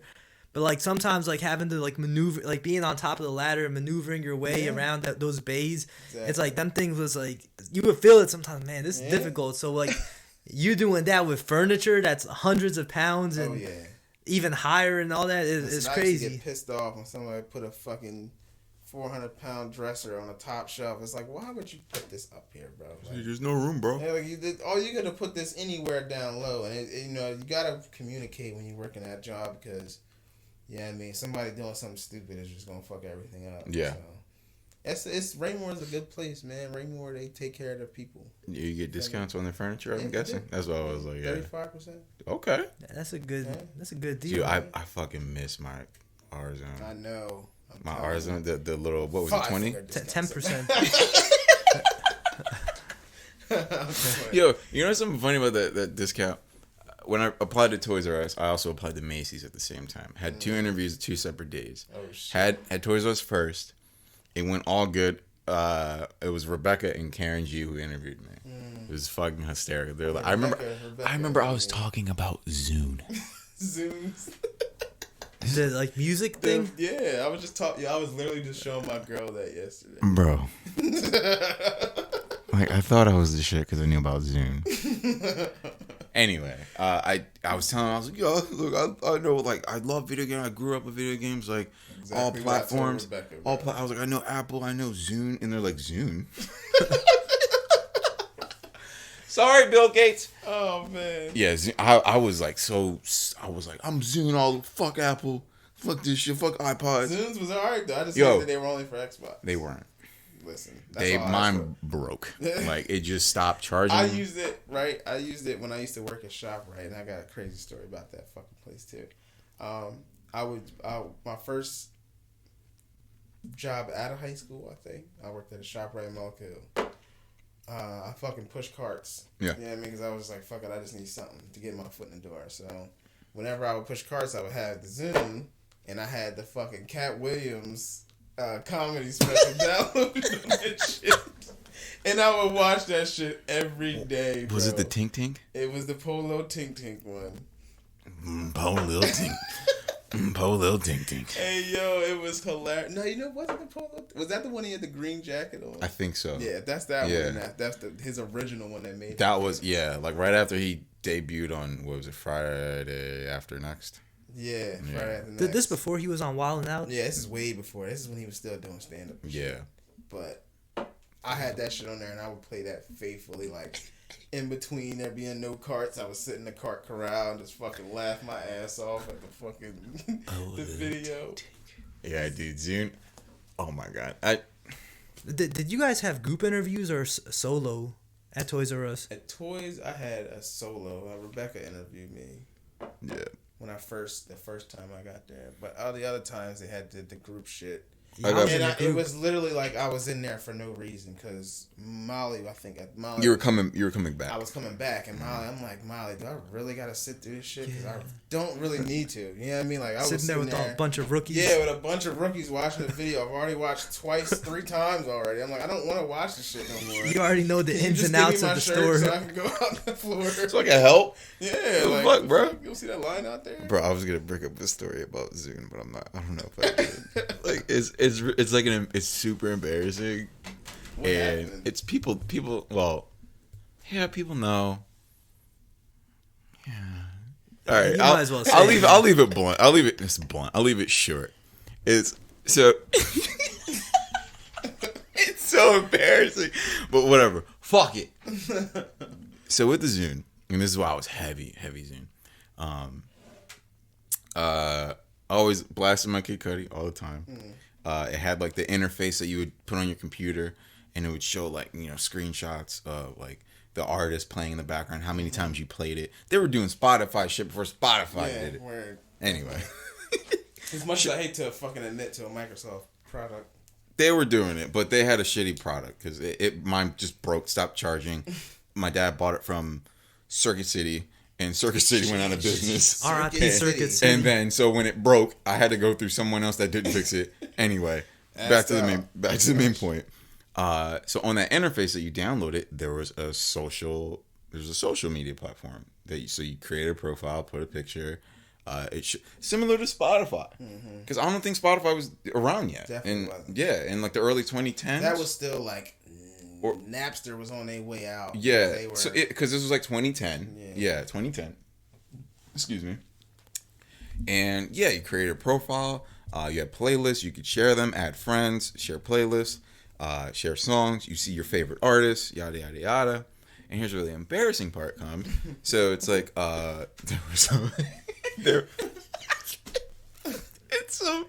it's like I'm ashamed that I did this. So huge Kid Cudi fan, and anyone can just because I believe how it was like you can like put yourself as a fan and like you just see people post about stuff. And there's this girl, and she was like, "Oh my god!" It pretty much was like, "Oh, but like, oh, your playlist is dope. You're a huge Kid Cudi fan." I'm like, "Yeah, I fucking love Kid Cudi." She's kind of cute, and I was just like, "This is fucking weird." Even at the time, I was just like, "What am I doing? This is fucking strange." But like, oh man, he gotta spill the beans on this one. Yeah, bro, that's like a struggle to get this story out right now. It's so fucking embarrassing. That's why.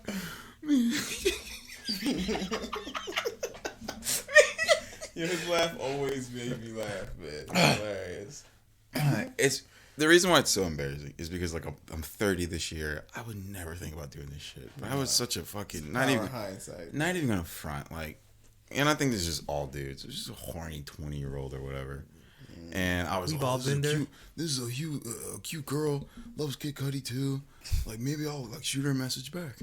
And like, dude, we wound up like becoming like Instagram and Snapchat friends and shit like that. It was fucking wild.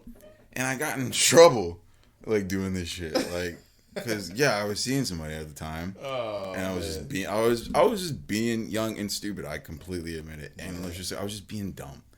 Everybody has the moment. Yeah. Man. I had plenty. But that's pretty much the long and short of it. I could tell you guys details later. But yeah, pretty much the long and short of it, I like was crushing on a girl from the fucking Zune social media platform. And like a real social like not even like Facebook, not even like I got a Facebook girlfriend. It's like, no, there's this cute girl on a fucking non-existent platform now. Bro.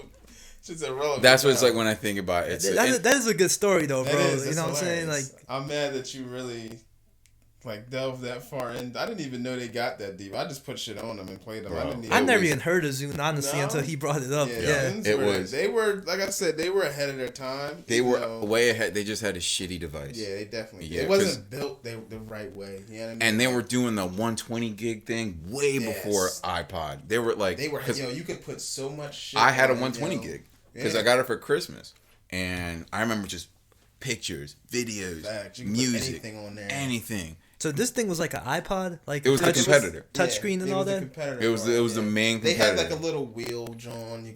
One had a wheel, one had a touchpad, and they were blowing out gigs on that shit, and they had the cool like social platform, and I was just like, fuck out, yeah. So that's probably the last Microsoft item I probably even was interested in was that fucking Zune.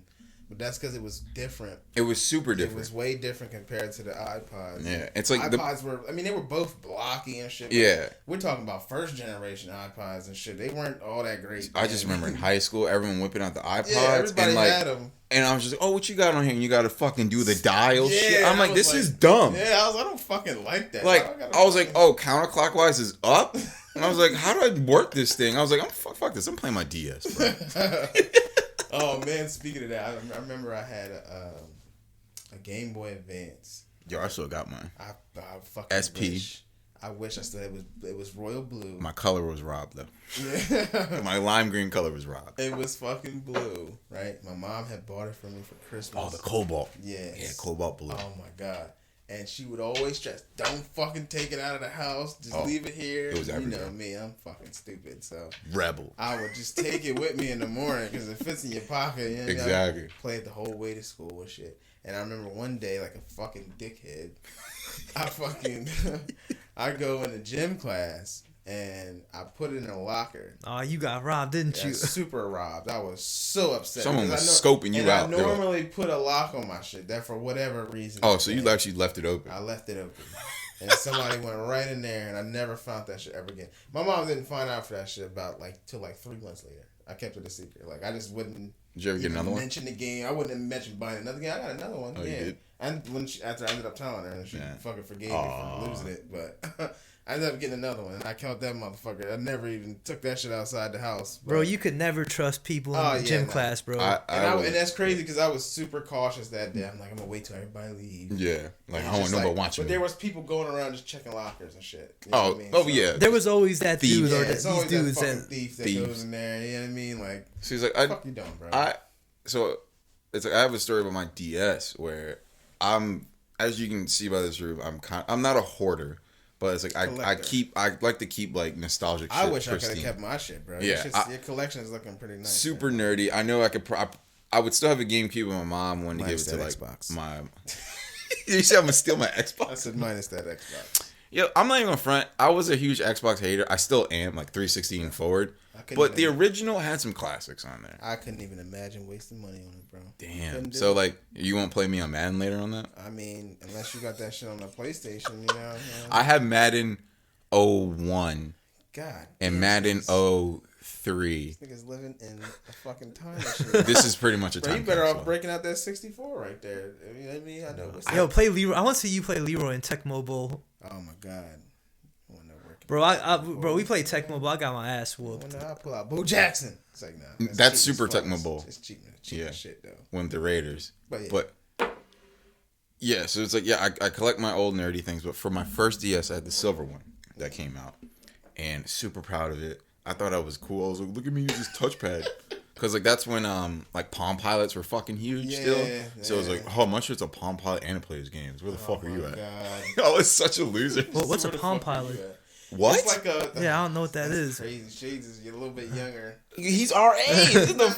You never knew anyone with a Palm Pilot, like the adults at that time. I've never even heard of that. Ask your dad. Your dad definitely knows. But what a Palm Pilot is, it's pretty much, it was a little touchscreen. You had a pen, and it was a BlackBerry. Yeah, it's kind of like a BlackBerry, and what it was it was kind of like a note taker. Yeah, nothing really special. I mean, you had your contacts and shit like that. Like, it was more like a networking thing. Yeah. Like, if you had appointments and shit, and it was like an electronic black book. Yeah, okay. much. I got you. All your information and shit. Yeah, so Palm Pilots were huge at the time, and DSs came out. The touchscreen was fucking crazy. And I remember I would do the same thing. I'm like, I'm just going to leave it at home, not take it to school. But then, like, I remember I would have, like, these free periods in the auditorium where you're just sitting there like you're supposed to study hall. That's what it's called. And shit, if you had nothing to do, you were watching videos, iPod, whatever. So I met this one kid. I don't remember his name. Not gonna front. He was kind of school shooterish. Like, he had like the tendencies of one. But like, I was one of those kids that made friends with these kids for that matter. I'm like, if he ever goes just crazy, to be on their good side. he gives you a nod that day, like, don't come to school that day. That's not funny. Hit the silent cock. But anyway, he had a DS2, and we would play Mario Kart DS all the time, every study hall. Word. And he didn't have the game, but the DS had the capability of pretty much share play. And damn, this just takes me back to our zone explaining shit. Like, right? yeah, like your son. That shit was like an art form. Yeah. Bro. Oh my god. It was like it was scripted, but it wasn't. It wasn't. That was just finesse. We were just fucking. It was just tough. free flowing. Yes. We were tough, bro. Like, you want this fucking share play? Word. Like, oh, the red Wii. Hey, yo, I talked so many people out of buying Xboxes. It was ridiculous. Same. Oh my god. I'd be like, the number one. You ain't got to pay for internet. They would come in there with their minds made up that they were getting Xboxes, bro, and they would walk out with PlayStation. 4 gigs? I'm like, you really want that? You want a 4 gig console? Let me show you this. It's like, you want 3 games on your console? Yeah, you see that membership over there? You ain't got to worry. Free. PlayStation Plus free. For real, man. And then we were all fucked when the PS4 came out. Real we couldn't do that anymore. I know, I couldn't use that shit anymore. I mean, it's for a good, so I don't get hacked. I would pull the exclusive card. Oh, yeah. Like, I was like, oh, PS4 got way more exclusive. Way more. Yeah. I was like, you trying to play Halo? Halo or Gears of War? And I was like, yeah, fucking Mountain Dew drinking loser. Like, all right, bro. Go get your bag of Doritos, bro. Go get that double XP. Yo, I was into it. I was right in the front. Modern Warfare 2. And I actually recently sold.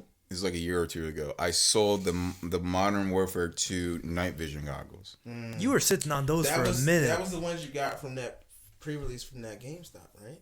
Yeah. So I did the Modern Warfare 2 Prestige Edition, and for that one you got the wild that I remember that official. Shit, it was like a state of the art, or not state of the art, because they were kind of all like but I forgot what they like military grade. They worked night. Yeah.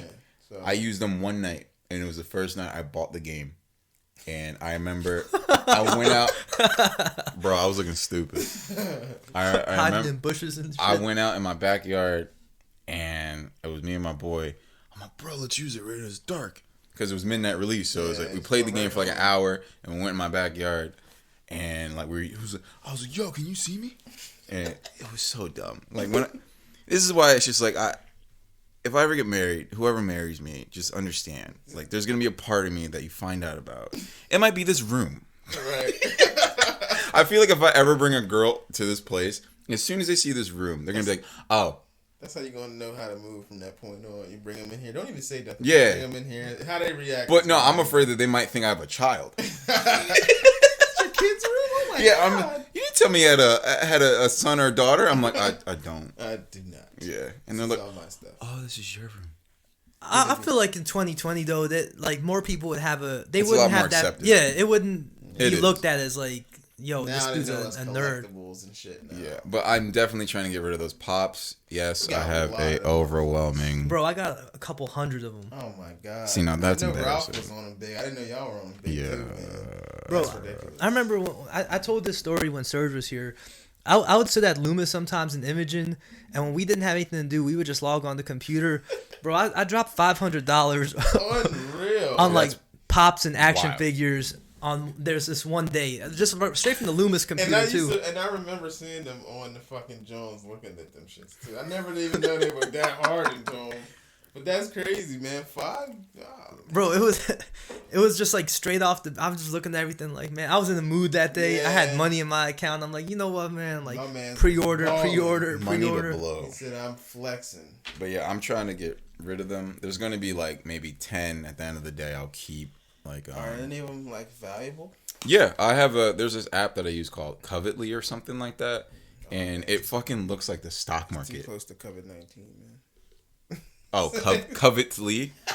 He's like, what did you say? Did you say COVID-19? I wonder if that, yeah.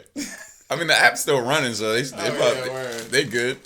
But it looks like when you open it, it looks like the stock market. Like there's like a ticker at the bottom of like the rise and fall of popular toys, and then they have a whole pop section. And when I moved in here, I categorized them. What's your most valuable one? Right. Hold on. I'll take it right now. Hold on. He has to Hold up. confirm. Hold up. Oh my God. I feel like that Iron Man one. Bro, I bought they came out with the Splash Mountain 3-pack last year. Yeah. And now that they're redoing the whole Splash Mountain, have you heard about that? The game, right? The ride in Disney World? Oh, yeah. The Magic Kingdom ride? Yeah. So, like, that whole ride is based off this movie called Song of the South, which is, like, a racist-ass movie. Mm-hmm. And now with all the protests and everything coming to light, they're shifting it to be, like, a Princess and the Frog theme.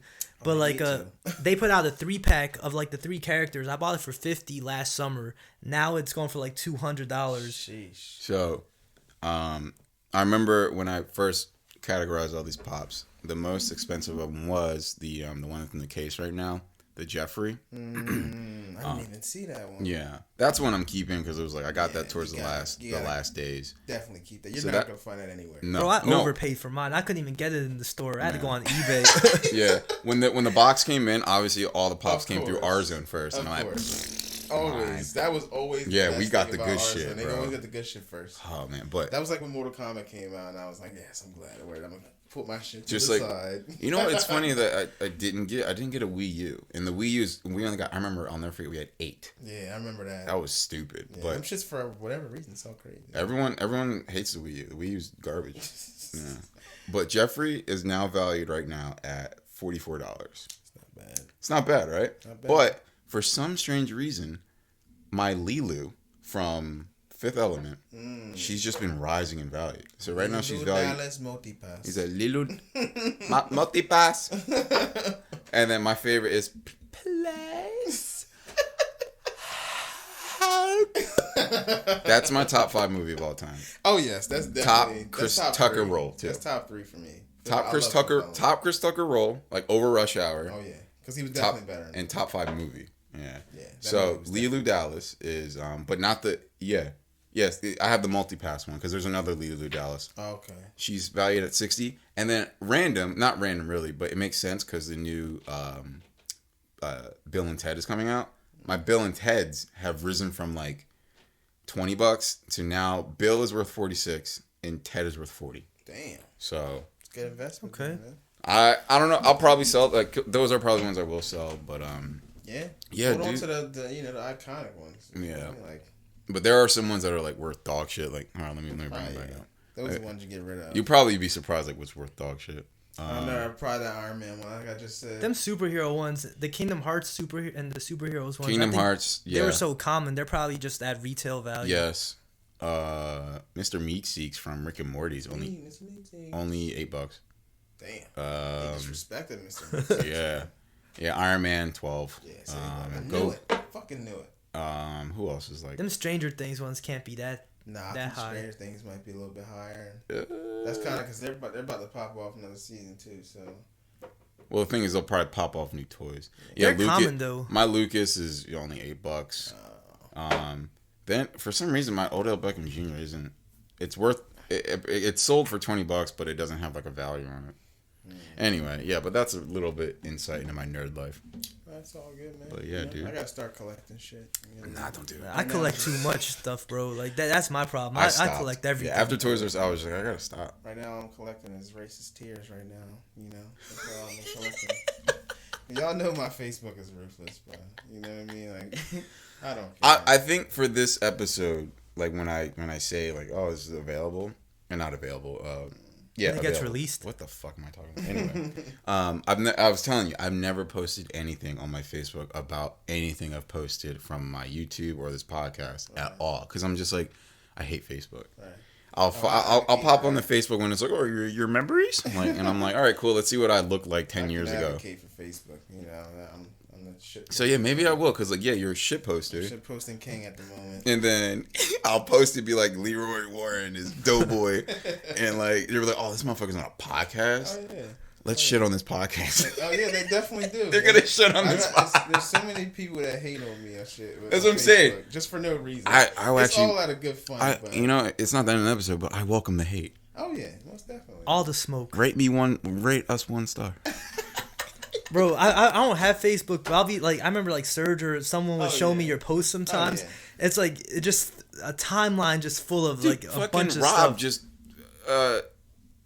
Rob tagged me the other day. Yeah, he tags. Yeah, he tagged me the other day in that post that you, because I need to turn this shit off, but I get Facebook notifications through my fucking Yahoo email. Yeah, and my Yahoo email's for junk and like purchases that's anyway. Exactly what I got mine. And I gotta turn this shit off. But anyway, it was like Rob Roman tagged you. I was like, for what? I was like, what did I do? It was a meme video of a black kid doing the Naruto ninjutsu, and then he fucking shoves his hand up this kid's ass. And then he was like, "Is that Justin?" And I'm like, "Oh yeah, I remember that." It's because a kid, tan, had a little fro. He had the little fro. He didn't have glasses, but he had like the taper on the side. Yeah. And I'm like, "Motherfucker!" Yeah. I was like, At least my haircut's like iconic. Right. I mean, I post a lot of shit. Like people always. I watched that video like 10 times. I know that shit pissed me off. I'm not even a Naruto fan. But if he did some shit like that to me, bro, I gotta smack the shit out you, bro. And then he lifted him up. Yeah, that's what made it worse. He had full-blown conversation with whoever it is he's talking to. Whatever that was. And my man just went for a full ride for no reason. Dude, that's tricep straight. Yes, I don't fucking bro, know. he lifted him off his feet in the air, and he was like That waving sounds him disturbing, around. bro. Bit, you know what I mean? But Maybe I'll post it. Yeah, I'll post I'm it. definitely gonna post it. If you give me a link, I'm definitely. Oh yeah, 100%. But like I'll be like this would be like where my family finds out. Because, my family's all on Facebook. They're like, Justin has a podcast? Like, my mom and my dad know. Right. But, like, my other, distant cousins and stuff, they'll be like, oh, he has a podcast? Right. Because I do not post. I think the last thing I ever posted on Facebook was probably, like, Giants win in 2012. I mean, I should take some fucking advice from you because all I do is keep getting banned, man. I mean, that sounds like a coworker of mine. I've been banned, I want to say, legit 10 times. So I'm not even exaggerating. Your account got shut down. How do those work? Facebook They just prevent you from posting. They prevent you to doing anything. Like they increasingly and put shit on you. Like over time, and you're getting more and more. Like the first ban, violations. Yeah, the more violations you get, it's literally like the repeat offender court system. Shit. Yeah, The first ban is only 24 hours. You get like 2, maybe 3 of them, depending on what it is you post. After those 3, it's 3 days. You get maybe 3 or 4 of those, and then from 3 days, it's straight to. Some people get 7. I got the 7 maybe once, and then after that it was straight 30 boys. 30 days. 30 bangers, like straight off, and it was for the dumbest shit. Like I remember. Do you remember when the reporter had said the Los Angeles niggers shit? Oh, I remember that. Yeah. I put a meme up of the conceited face on the cat and everything, and somebody got me banned off of a comment on my own fucking post. Like it was at that point that shit got shared like I want to say like 4,000 times, and it was just so many random people I didn't even know on that post. So wait, are you making the memes or are you finding them? It's people always ask me that shit. It's kind of half and half. Sometimes. You'll like just quick edit real quick. Yeah, sometimes I'll edit them. Sometimes I'll find them raw dog and I'll just make my own caption. You know what I mean? Because some people shit be corny. It is some, yeah. The way I see it, and I stole this from my boy. He says if I take your meme and I get more likes, it's mine now. That's how I look at it. If I took your shit and you got 6 likes and I got 45. Yo, you should have a fucking meme page on Instagram. I do. I have a meme page on Facebook. We used to run one. It was me and 2 of my other friends, and we're all shit posters. They've been banned down there just as many times. You had an Instagram page? No, it wasn't on Instagram. It was on Facebook. I got an Instagram page, but I don't shit post. You gotta make an IG meme page, bro. That's where it's at. I'm fucking realizing that now because everybody's always on Instagram, but it's still Facebook too. Yeah, definitely. It's the same thing. Yeah, they bought them. But yeah, after a certain amount of time, they give you them 30 bangers, and them shits are not fun. You're just like, damn, I got nothing to do. No liking, no posting, no comment. You can't even use Messenger. They cut you literally off from everybody. I had to make a whole separate account just to argue with people, like just to get the feeling back. You know what I mean? Like, Warren Leroy. You know how many times? Yeah, I did that the first time.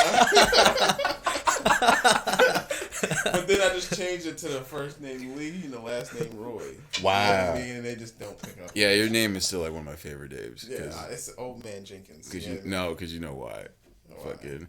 You are the last dragon. I feel like that's what my mom named me. Oh, only true like late 80s, early 90s karate guys. My old basketball coach used to tease me about that. Everybody always thought me Leroy. The greatest. I used to, as a kid, I always thought that was Busta Rhymes. Yeah, I know. I thought he looked just like Busta Rhymes. But yeah, the Last Dragon's my shit. Listen, man, I get them references. I've been getting them shit since before I could even understand them. You know what I mean? I was a kid. Yeah, people say that. Leroy Jenkins is a more recent one. That's from the video. You know what's the oddest Leroy? Is that's technically my last name. Leroy? Jenkins? Yes, technically. My family's last name is Jenkins. It only changed because my grandma got married. My grandma got married, and her last name changed from. Bro, that's the title. Johnson. This is the title of the episode right here. The real Leroy Jenkins. Her last name changed from Jenkins to Johnson, and then my mom got married and went from Johnson to Warren. That's how my last name came. Wow. But my family, I have an entire side of the family last name Jenkins. Yeah. That meme is just so fucking weird to me. You know what's crazy? I didn't know nothing. It was already popular by the time I found it out because I was World of Warcraft. I was working at ShopRite, and this girl named Bridget, she just ran up to me one day and was like, Leroy Jenkins. And I was like, and that me knowing that my family's last name, I'm like, how the fuck does she know that? You're like, yeah, and I'm like, what the fuck? And she I don't want to be you here no never more. seen that little meme? And I was like, nah. Wait, were they even called memes back then? Or probably just video? It's probably just video. Yeah. Memes just because, memes is just what it is. But, it's in the dictionary. She's like, watch this video. She showed it to me, and I was like, holy shit, I never even knew that existed. You know what I mean? But that would be kind of trippy, though. Like, you're just sitting to yourself like, wait, how does she know? Yeah, I know, man. It's weird. Like, I've always wanted to go back to it, but... my family, a lot of people in my family whose last name's Johnson, they always want to change back to Jenkins. That's just funny. It's the family name, you know what I mean? But no, I never contributed to the Leroy Jenkins meme. It was always just Leroy, because that's the only Leroy I ever knew in my life. Yeah. Is growing up on that movie. Yeah, listen, I've only met one other kid. He wasn't even a kid. He was a senior in high school when I was a freshman. Grown ass man. Yeah, so it was literally 1 year we were in the school together, and we were the only two Leroys. And then when he graduated, I was the only one the entire time. And I was like, y'all got these basic ass names, John, Matt. You know what I mean? That's Justin. A billion of y'all in here. You know what I mean? There's only one Leroy. You know what I mean? So I kind of got lucky with Justin. There was like only 2 other Justins in my grade. Yeah. That's such a common name. Shoot, bro. When I was in high school, there was a whole squad of Anthony's, bro. Anthony's like, pretty common. It was like Spanish 8. There were like 8 of us. David, yeah, it's just a common Spanish name. Yeah, those names are all fucking common as hell. I mean, I grew to like my name. I still think it's a fucking old man name. Like, I guess it is. Listen, I don't know. I can see it. I had an incident one time. What was the incident? It was a time I was working at ShopRite, and I'm like stocking shelves and shit. And this girl yells my name from the other end of the aisle, and this old guy looks back, super old, bro. He's like fucking 80-something. And then he looks back at me and was like, "Your name Leroy too?" I was like, "See this old ass name." That's like what right are up the there. odds? That's like right up there with like Milton. Yes, Milton. What the fuck else is an old one? Mabel. You know what I mean? Like Annette. Annette. Claude. Claude. Mildred. Those are old ass names. Bernard. You know what I mean? Bernard. Don't nobody naming their kids that shit anymore. Yeah, the shit. Everything has a Q in it now. Q, R's. And it's annoying. Look, that's why I spell my son's name easy as shit. Because everybody tries to spell Isaiah, and it's like they spell it. There's like 5 different spellings. Because I got it tattooed on my shit. You can't see it because it's dark in here, but Izayah. Can't fuck that up at all. Bro, at my preschool that I work at, like, there's so many kids that just have like just crazy names. Like their parents are making up the names on the spot. I heard they just throw that shit on, the refrigerator magnets. They just throw them shits on there to see whatever come up. Yeah, I never get that because you gotta realize your kid is gonna fucking live with that name for the rest of his life, unless like they decide to change it. But by that time it's 20 years in past. Yeah, they're like, I'm used to the ridicule. Exactly. You're not even gonna want to do it because I wanted to change my name. I'm not even gonna hold you. Really? And I wanted to get rid of this old man ass name, but after a while, like I said, that shit grew on me because it was everybody unique. making reference. Yeah, it's definitely unique. Leroy. It's not too many. And then I realized what it meant. In French, it means the king. Really? Yeah. Yeah, So I would cool, keep that. Word. All right. I mean, I never run into any Justins for some reason. I never run into like another Justin. It's weird. Yeah. It's just the pronunciation for me. Like my girl's mom, forever constantly calls me Leroy. I hate. They used to say that at Loomis, bro. Yeah, that was like a running joke. They did it because Leroy. they know I fucking hate They were like, oh, like LeBron, right? Yeah, no, exactly. I'm like, no, there's no capital E. There's no apostrophe. No apostrophe, no capital R. It's just one word. There's no love. Yeah, it's just I do remember them constantly saying that. They're like, hey, Leroy. It's hilarious because my girl's mom, she only calls me that because I told her I don't like it. She said, just because you told me you don't like it, I'm just going to keep calling you. Didn't your girl call you that at first, too, as a joke? That's what I remember that's it from. That's where her mom got it from, is because she called me that. And I'm like, why would you do that? She knows that's not my name. I love Leroy. And now it's like, it's whatever. It's just cool. It's her thing. You know what I mean? Let her have her thing. I don't care. It's just funny to me now. But Nah, man, Leroy is always gonna be just a classic name to me because of that movie, and then then the meme from the video game. Yeah, that's definitely a cult classic movie too. The Last Dragon. Oh my god! You know how many times I've heard that fucking song, bro? That the name is fitting for you too, bro. You have a big personality, a big character, so it's like I feel like you can't just be like a square and be named Leroy. Yeah, like you gotta actually have like some type of like when you walk in the room, like yo, my man Leroy's in the building. Yeah, definitely. You know how many movies I've turned on and shows and had people with the same name? Like, it's so odd to hear it, but you know what I mean? Like everybody turns around at you and shit and look at you all crazy. Like, see, with me, I've never been able to not be around another Anthony, bro. No matter I'm working at Target right now. There's another two of them. At Toys R Us, it was always me and Princey, and then the seasonal. Like, do you remember the Anthony that worked in our zone for a little bit? He was really terrible, wasn't he? Bro, he was like this. He was like this short white kid. Yeah, I remember he was like in school to be an air. He had one of the best moments though, like one of the best walkouts ever in Toys R Us history. Did he? I can't remember if Justin was working that day, but I remember it was you, Vance, Miles, and Nick. I think it was the four of you guys. You guys were all by the boat, and this was like at the end of season, and this dude you've been working with the whole season, like the last few months. So he just like walking out the door, and it was his last day. He didn't say anyone anything, and then all of y'all just turned around and look at him. And I remember Nick was like, "Yo, man, you coming back?" And he's like, "Nah."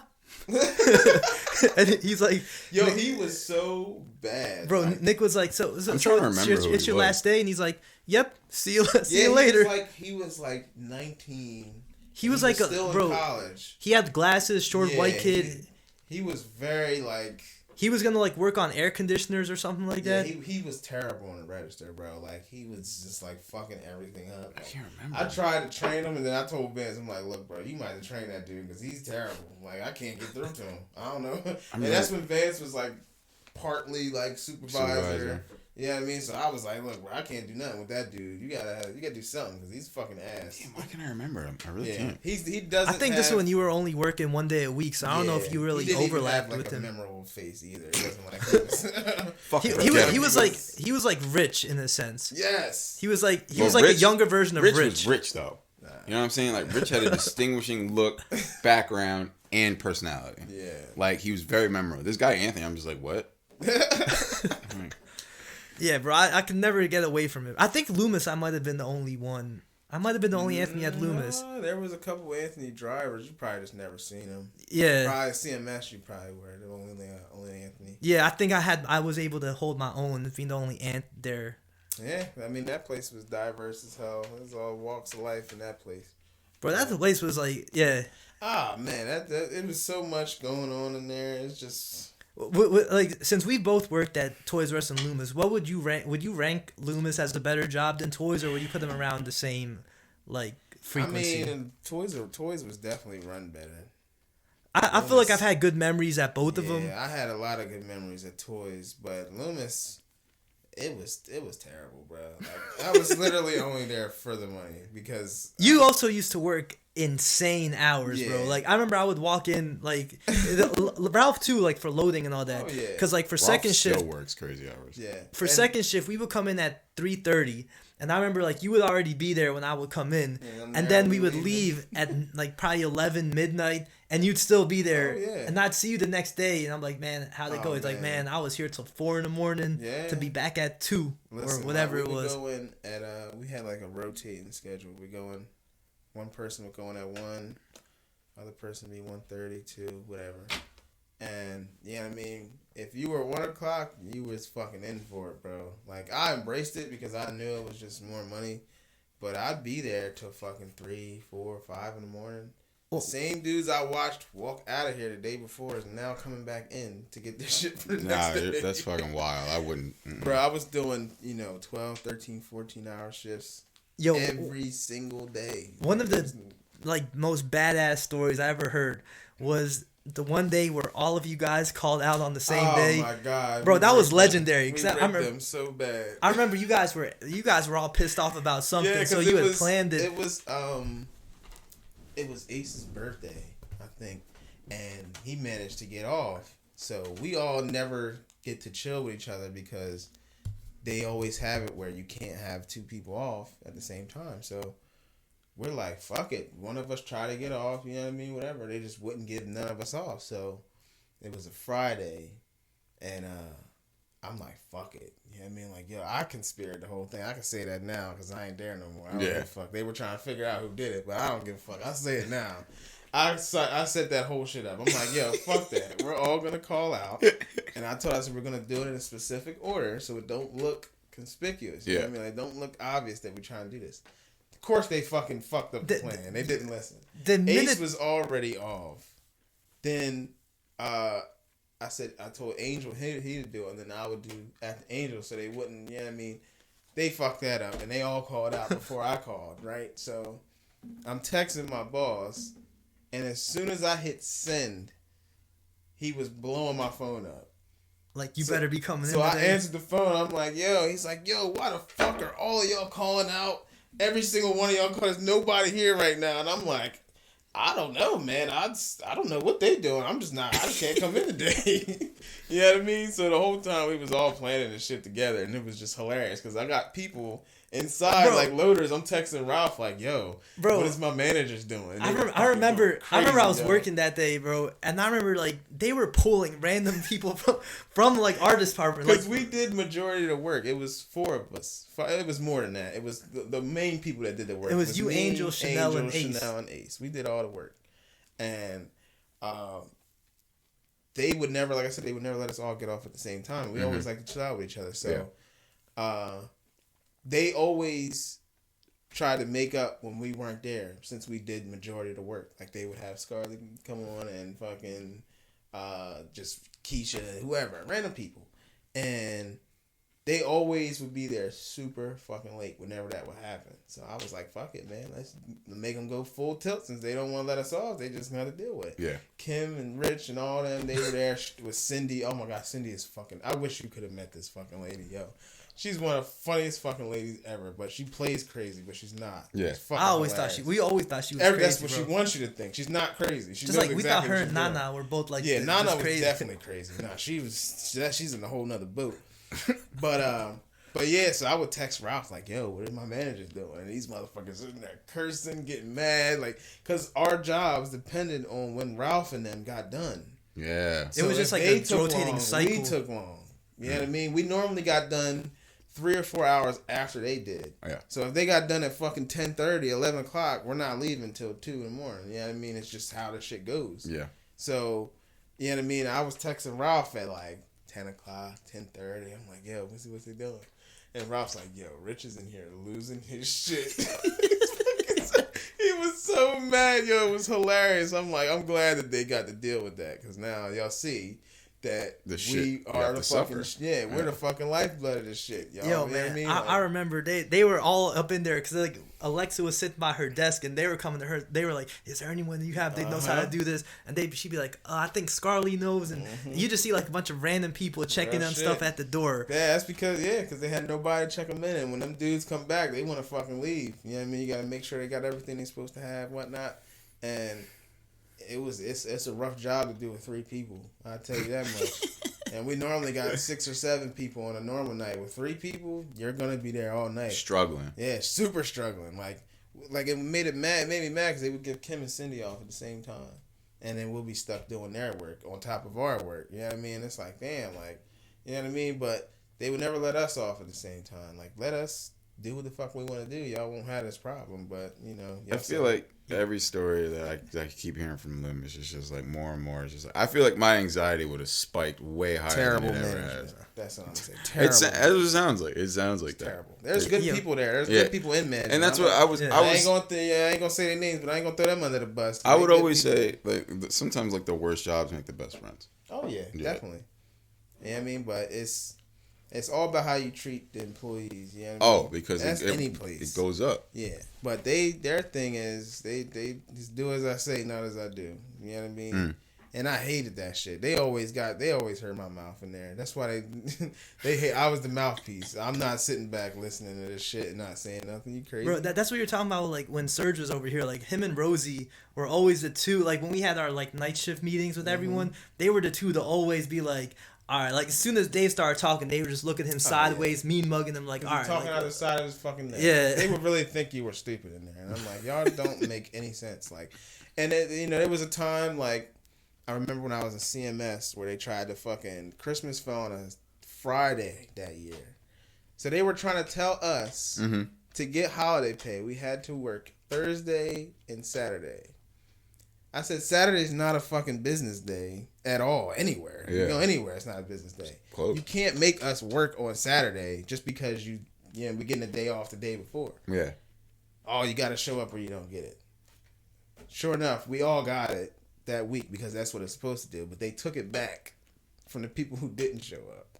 I remember that was their thing. You had to show up the day before and after. The day before and the day after. So I'm like, technically that would be Thursday and Monday. Yeah. So why the fuck are you trying to say Saturday? That's not a business day. Yeah. That rule applies on a business day. Saturday is not that. Mm-hmm.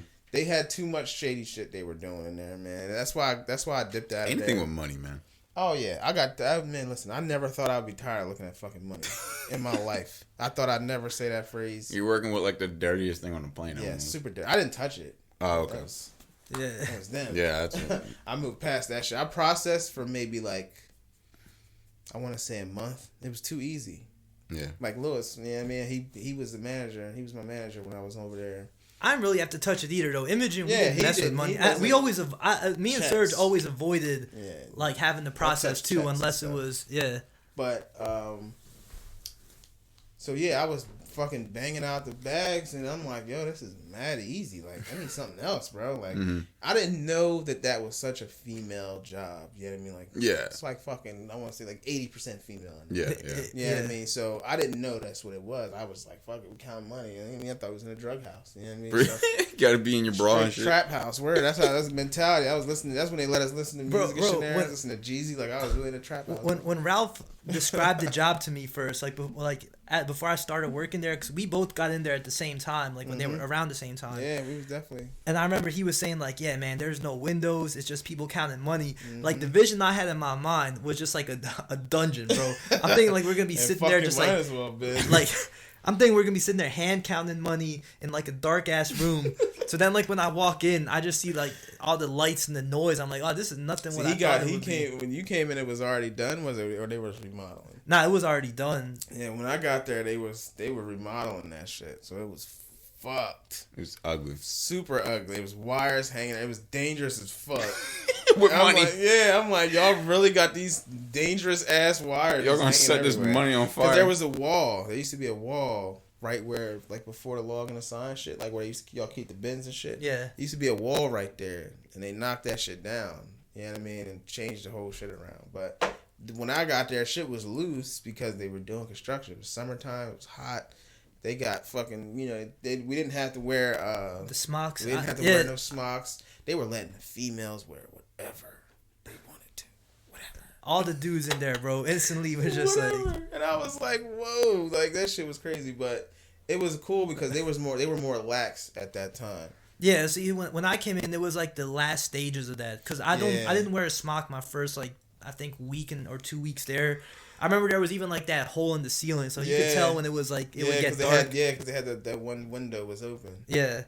But yeah, that fucking they had to damn near fight me to put a smock back on. Real shit, because I was so used to ever since I started working there, there was no dress code. Yeah. So, but when shit got back to normal, they started trying to enforce it. You know what I mean? And even Yaya, she was like, she calls me to this day. She calls me boss. And I'm like, why do you, like, when she first started, I'm like, why the fuck you always keep calling me boss? Yeah. She was like, because you walk around here like you a boss. You don't wear no smock like everybody else. You just do what you want. And I'm like, I'm just doing just whatever. What I want to do. And yeah, exactly. So, I mean, like, I didn't wear a smock until Lewis. He made me put one on one day. Like, I would trick the shit out of them. Like, I would come in, the leads wore black shirts. Yeah. I'd come in with a black shirt. Nobody ever say shit to me. I went months doing that. Because he would say it, like, when they first started getting back into the shit, he's like, yo, you gotta put a smock on. Yeah. Like, man, I'm not putting a fucking smock on. And, like, Fridays, I think, was sports. Like, they did the sports thing, so I would just wear a sports shirt. And throughout the week, I would just wear black shirts every day. Nobody ever said shit to me. They never even paid me no mind. Until one day, he was like, yo, man, come with me. And he didn't even say nothing. I'm following him, thinking we going something. He was like, yo, pick one out. And I was like, what the fuck, man? Like... Cause I'm real tight with Lewis. He's still my boy. He's one of my best friends right now. You know what I mean? So, but he was like, "Look, man, they told me to personally come tell you to put one on because you don't put it." I got put it on like, for you. Yeah, I was like, I'm only doing it because you asking me, bro. Because if it was one of them, I probably wouldn't fucking do it. But see, I would push the boundaries because I remember at one point I just cut the sleeves off of mine. He started altering. I started. I drew designs on mine, like with the he Sharpie had the and all that. flyest fucking smock. Them other smocks was boring as shit. I remember I would walk in with my headband, the bandana, and then I remember JD from Loading. He was like, "Man, that's tough." Yeah. And I remember he wore one, and they told him like, "Man, take that shit off." And then he came over to me. He's like, I remember he used to look at me from across, and we were never that tight or anything. But it's like he would look at me from across. And he was like, "Bro." Yeah. And I was like, yeah. And I remember they came up to me, and he's like, yeah, man, they made me take the headband off. Yeah, they were real. Like you had to, like. They didn't tell me anything though, so it's like as long as I'm depending on who you were, you kind of had to maneuver. Like I said, I was cool with everybody. I was cool with the district manager in there, and he would pop up every once in a while. And I see that's one thing. Like I got the gift of gab. I could talk to any fucking. Yeah. You know what I mean? So. I would sit and talk to him. He was a Patriots fan. He was from Boston. That's all you know need. What I mean? That's all. And I seen him one time. That's and it. you know what I mean? I heard his accent, and I was just talking. Like, where you from? He was like, I'm from Boston. Yeah. I was like, where? I'm a Patriots fan. He was like, no shit. So am I. I was like, word. You know what I mean? This is a fucking corporate dude. I'm not expecting him to talk like that. You know what I mean? But he was cool as hell. You know what I mean? Every time he came around, Dave would be shitting bricks. And every time he walk in with Dave, I get real friendly on him. You know what I mean? Like, fuck Dave. I wouldn't even talk to him. There. Yeah, I'd be like, well, what's up, Dennis? He would shake my hand, fucking come in for the hug and everything, bro. Like, he was a cool ass dude. And I got in cool with him, and they just wouldn't fuck with me. You know what I mean? Yeah. But that's why they call you the mayor, bro. Like, I remember, like, every time you'd come in, just, like, doing your whole... I was like, yo, this is the one dude who is cool with every single person in this room. Like, every dude got a dap, every girl got a hug. It was like... Always had a conversation with everyone. It's just like, man, I think Leroy is probably like the most popular, like hands down. I remember me and Serge were talking about this one day. Like, yo, if there was like a most popular person at this job, who would it be? And it's like, man, it's Leroy. We had Frank at number 2. Frank's hilarious. Frank's a legend, bro. Yeah, Frank is like the fucking funniest anti-hero person ever. Like. He stays to himself, but he's fucking hilarious. Like, it's just like his rarely does anything. Like his like just gestures and like his voice, this random stuff he'll be saying. His banter, bro, it's hilarious, bro. He's fucking funny as hell. People don't get him because he's older. He's a little bit older than I am. Okay, he's like 35, 36, I think, maybe. He was actually, I don't know if I ever told you this, but he was like ranked in the 1% in top 1% in Destiny bro, this guy, in the world. This guy called off of work, bro, for the release date of Destiny, and I know him. Home. You gotta know. No, him. I know him. Yeah, I know Frank because It's like Frank Metal. That's his PS I know name. Yeah, because Ralph put me on him. Yeah, because me and Ralph were huge Destiny players. Huge Destiny players. Like I took off. I remember I took off work at Toys. I remember taking off like I didn't go to school. Like I was just like, fuck this shit. This shit is my life, bro. Destiny, bro. And then it was like a year into playing the game, and that's when Ralph was like, "Oh, my boy Frank like loves it." And then like I'll never forget. He was just like, "Yeah, like Frank's nasty." And I'm just like, "Really?" Yeah. And then like we checked the rankings once, and he was like, "What the fuck?" Like, he's like, and he just seems like, and he just like seems like a cool dude. Yeah, Frank's real laid back. He's not one of them people. He was a super chill guy. Like, but when he got in a match, he went quiet, and he was just like, he just put in work. Oh yeah. Like, Frank said the story. He told us the story one time that when he was in. He would be like an amazing person to bring on the podcast. I feel like he's got stories for days. He's got stories, but getting Frank to talk is hard. Yeah. I mean, I felt accomplished. Like I said on Facebook, he likes nothing. He is a lurker. He'll tell you this. He doesn't like anything. He'll see what you put on there, but he'll never like it. Yeah. I have gotten maybe 5 likes out of it. I've been friends with Frank for like, I want to say, 5 years now. I have gotten literally 1 like a year out of him, and I post some funny ass shit. You know what I mean? Yeah, I mean the fucking. And the first time he did it, I even went to him. I was like, "Yo, you like my shit, dog? Like, you never like nothing. How do you like this?" You know what I mean? Like, he was like, "Man, I just thought it was funny." Yeah, bro, that's how I felt when there's you remember Shayna, right? Shayna Mosley. Oh yeah, bro. Like me and Shayna been IG friends for years, bro. Never never liked anything, never posted anything. She wished me a happy birthday, bro. And I was like, what? It's so odd when you get them people that never. Bro, I'm like responding to someone else, and I see the notification popped up. It's like SNM. Like I was like, hold up, and then it's like happy birthday. I was like, what? I'm like, yo, I like hit her back like, yo, this is like a legendary moment right here. Like Shayna just wished me a happy birthday of all people. It's hilarious when you get them people that you feel accomplished. Yeah, they don't participate in anything, and you get that one lonely like that they give out once every 3 months. You're like, damn, you get hype about it, cause I'm worthy. It's like you get like your usual people that are going like all this stuff that you post. Yeah. Then there's like the people that like like a post every once in a while. But then you'll just get that one, like you said, like the once a year person. It's like, all right, man, this must have been a really good post to get them to come out. I forgot what it even was that he liked. You know what I mean? Like Frank's a funny dude, but he keeps to himself. He told us this story one time, like when he was in high school, I think.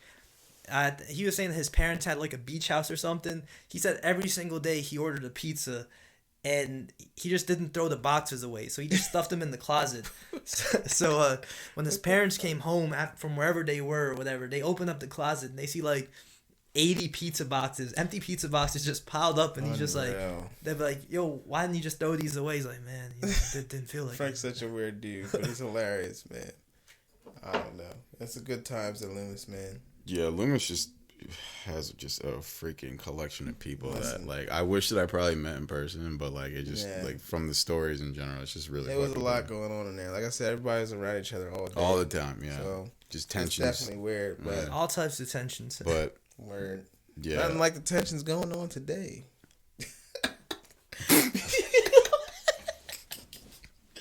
No, I'm saying like shit going on now, man. Oh, that's just I thought you were gonna be like, like my Zoom story. No, not the Zoom story. My Zoom story where I thought I was picking up chicks on Zoom. But yeah, you mentioned right before we started the podcast. You said because we're both huge gamers, hence why we worked in electronics together. Mm-hmm. But you said because we were talking about fighting games that we might play for the YouTube channel. Mm-hmm. Yeah, I might get spanked. Yeah, I might get, who knows. Yeah, we might try to play Madden. I mean, if you want to play on Xbox, I got 03 for PS2. How about I just bring mine over? I got like fucking 18. Bro, I hate all the new Maddens. Because number one, I know you'll destroy me. At least I'll have a fighting chance. You got a fighting chance now? I haven't touched Madden since probably 2018. No. There's no fighting chance when you used to tell me your stories about... Weren't you like, dude? I used to always just play like in the barbershop and just wreck niggas. That was fight night though. But you said also Madden. I played Madden. Yeah. They were better than me in Madden. But still, dude. Like, but the thing is, I used to play you in Madden, right? I feel like I did, like online. You and Ralph probably. No, I can't give you that credit. I'm sorry, Ralph never quit. Justin always quit. Yeah, I quit. He didn't take. I rage quit real quick. Yo, I'll go up 14-0. He's like, I'm fucking. Yeah, I would bow out before the Madden mercy rule. For real, he would definitely take off at 14. Yep. 14. Justin is normally your peer has disconnected. Very calm and collected, but when it comes to video games, that's where you start seeing. He rages something ridiculous. Yo. Yeah, no, I have a problem. Just like I said, I have road rage. I have like video game rage. Oh like my God. Online, like you didn't like that last time we were playing Call of Duty, like when lockdown first started, and I was with your boys. Yeah. Like your boys were taking all of the rage, so like I didn't need to do anything. But like when I play with my boy Tom or John, like they'll hear my rage, like, and I'm just But with sports games, it's different because like if I know, like not fighting you, playing you in like Madden, I know it's an uphill battle. I know I'm not gonna win probably. So it's like, I'll bow out real quick. I'm not gonna sit through this. I'm not gonna sit through my ass getting just. Ralph is probably the only person that really sat through. Ralph don't care. He sat through. I think I was beating the dog shit out of him, like 50-something to 7. He just sat in it. I'm not gonna do that. And I'm like, Ralph, I give you props because anybody else would have quit by now. Yeah, I would have been. Nope. Ralph, it was his pride. He wanted to finish the game just so he said he could. I'd rather take that extra 20 minutes of my life to like make a sandwich or something. I'm the same way too. Like there are times I'll be getting my ass whooped and I'm just like, I ain't gonna quit. Nope. Yeah, I mean it happens. If it's an expected ass whooping, I will quit. If it's an unexpected one, I'll probably stick around. Yeah, no. But those Madden games. I mean, those are expected. I like to play people when I was playing that super heavy, you got to play people better than you. I mean, like I said, I used to be beat up on y'all, but I wasn't really doing it to try to get no type of gain or nothing. You know what I mean? I'm doing it just because y'all wanted to play. But with them type of games, you get, even with like Mortal Kombat shit, I play some pretty high ranked people. Yeah. You know what I mean? The better people you play, the better you'll get. Like I said, I wasn't always good at Madden. Yeah. You know what I mean? Oh, I remember. Fight Night was my main specialty. I would have grown-ass men coming to play. I was 15. Yeah. And I've been going to that barber since I was 15. I'm getting my hair cut by the same barber in that same barbershop. So they would come in there to play me and not even be getting haircuts. They're coming in there just to play and lose their money. And it was crazy because my barber used to play side bets. He knew they weren't going to win. You know what I mean? So he would just bet on the side like, yo, I got 10 on him. I used to be like that in Marvel vs. Capcom 2. Yeah, so that was a guy. When arcades were around, my dad used to take me to arcades, play Marvel vs. Capcom 2, and I would just get good at it. And they were like teenagers. I was like 10, 11 at the time. Like 16, 20-year-olds, like whoever. Just taller, older. Word. My dad would sit there and, you know, from a distance watch me to make sure I'm not going to get fucking wrecked or something. Kidnapped. Not even kidnapped, just fucking beat up. So I would be playing these kids and they were always, let me just get this kid off the sticks real quick. Mm-hmm. And I would show them the fuck up. And then they're like, what the fuck? Put another quarter in, be like, what the fuck this shit? And then they'd be serious the next time around. I'd still pick the same 3 characters. I'd do Mega Man, Iron Man, and Cable. Yeah. Straight projectile team. Word. Just keep them away. Zoning ass motherfucker. Oh man, but like keep them away, and then they were like, "What the fuck?" All that shit's all about strategy, though. Like when I in my heyday with the Fight Night shit, and this is not even like no exaggeration. I only lost one time in that game. Yeah, and that was because I taught the kid how to beat me. After I got good. Yeah, when I first started playing, so you actually let him in on a secret. This was like fucking after the game was already old and shit. Oh, okay. And he just decided he asked me how I did it. And years later. Yeah, I explained it to him and then he finally beat me. But the game was old. I didn't even fucking play like that anymore. But when I first started playing Fight Night, my cousin had it. It's the first nigga I ever seen with a PS3 at the time too. You're like, but I was playing it on the PS2. It just transitioned to PS3 when it came out. So I started on the PS2, and he whooped my ass. My cousin, whenever he played me in a game, I hated there was no fucking mercy. There's no like, I'm gonna take it easy. It's just you getting your ass whipped till you get good enough to win, and that's all he would tell me. Get good and you'll win. That's it. Yeah. And I'm like, man, this is some bullshit. Like, so at the time I was working in at Andy Ann's. Yeah. So I went on my lunch break one day and bought Fight Night. I already had a PlayStation, so I went and bought Fight Night, and the remainder of that winter till the summertime, I stayed in that fucking room and just got good at that game. Montage it. Just every day I would go to school, go to work, come home, and fucking just get on Fight Night, bro, and just learn. And then I was playing the computer one day and I seen some shit, and this is what sparked the fucking rain. And that was like, even my barber would tell you, that was like the most unrivaled fucking run in any game ever. Like, I was never going to be beat, bro. So who's your boxer? And somebody you never even heard of. Oh, yeah, probably. And it's Calvin Brock. Exactly. Yeah. I don't know who that is. Every single person that ever played in that game always picked Muhammad Ali or Joe Frazier. Yep. Or they wanted to go to a different weight class with whatever. Yeah, they tried to But majority of the time, they always exactly. And I would parry the fuck out of that super punch. And I'm going to tell you why in a second. So I'm playing the computer and I'm playing in the story mode and shit. And I go to swing at the computer and he blocked it and then hit me, and then his fucking stamina meter just starts flashing. And I'm like, what the fuck is that? So like he stunned you? No, he didn't stun me. He just has unlimited stamina.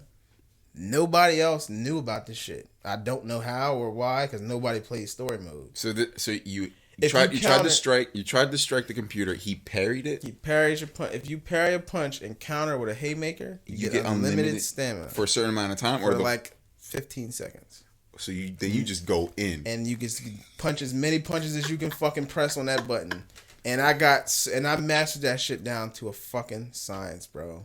Like to the point where you couldn't even hit me, and if you did, it didn't do anything. Because you were like, your stamina was crazy. My stamina, my punches, like I had, like I said, I used Calvin Brock. Yeah. At the time, I'm a boxing fan. I've always watched boxing, but it's died off now. Calvin Brock at the time was undefeated.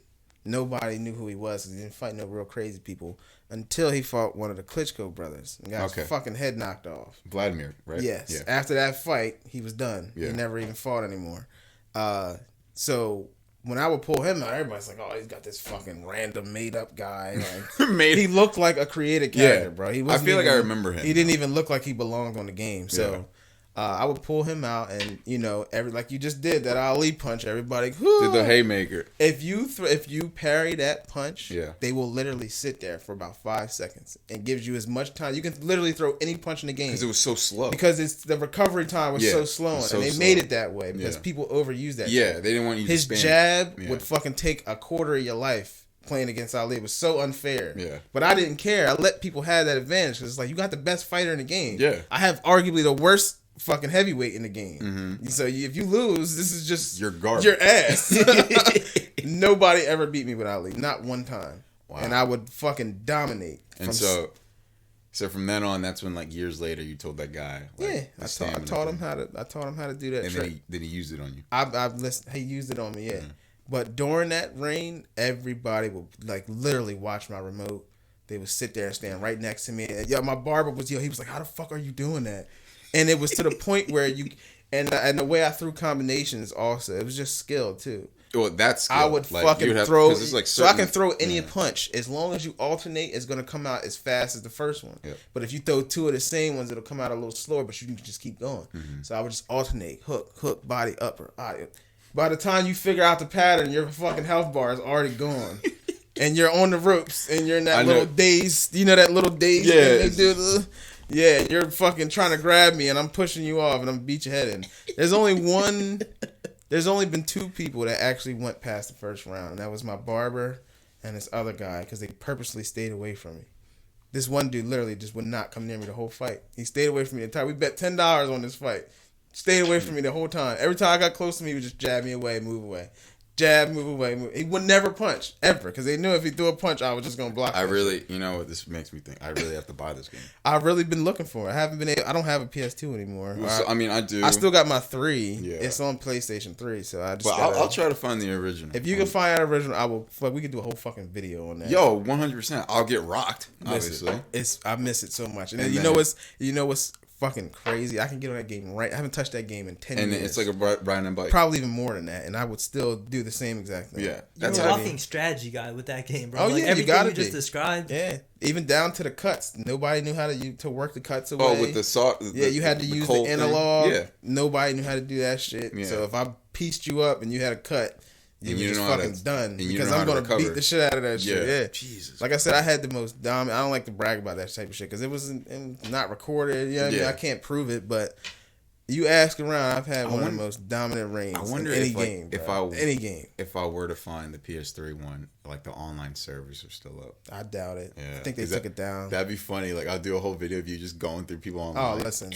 I would love it. Especially with today's internet connection. Back then it was ass. Oh, hardwired. Like playing online then was terrible because they didn't have the support.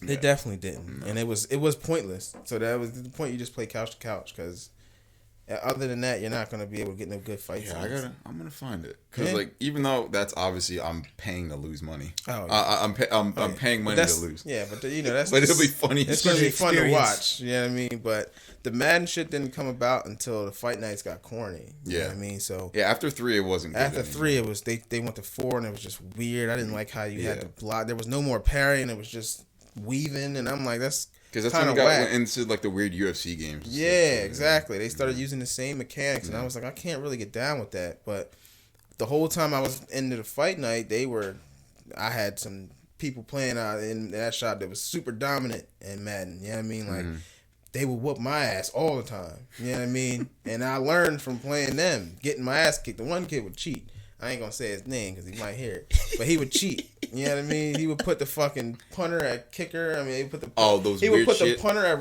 receiver, and you can't do nothing about it. He called timeout. He come back and still in there.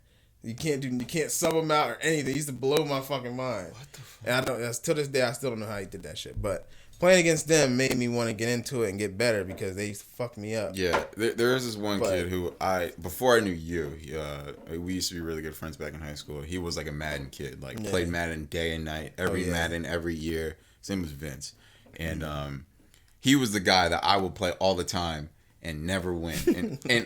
But the fact is, like, back then, I guess, like, I had a bigger backbone. I don't know. Yeah. And I would actually fight him to the end. Because I felt like he was a cowboy. He said a bigger backbone. Yeah, and right now, I have no patience. So I'm just like, I'm losing. Fuck this. Right. I'm out. But back then, had nothing else to do. So he was always Cowboys. I was always the Giants. And so that was, 08, 07. He had the Tony Romo Cowboys. I had early Eli Giants. Sheesh. Or at the better Eli Giants, because that was like 07, 08. I don't want to talk. Sorry. I apologize. I don't want to relive that. I think we have to have a whole nother podcast about your sports. About what's going on with that. We could do another one. That's a whole another podcast. That's a whole another can of worms. That's why I didn't even talk about sports. But I would fight him to the end, but he would always beat my ass. See, that's the thing though. With Madden, you gotta stick into it because it's a game of momentum. I lost. You know what I mean? Like I've been down before. But you know what I mean? I'll never forget the day I beat him. He came over after school. I'm like, yo, let's get on some Madden. I'll never forget it.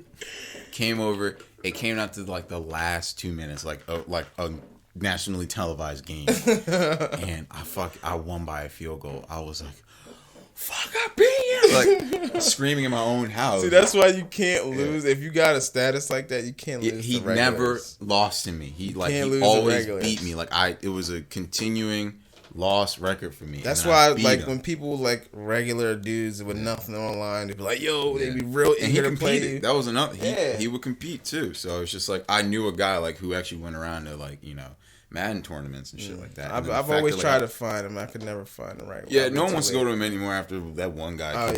He was doing some stupid shit. Yeah. But, it was just with me though. The year I really spurted off in Madden was Madden 15.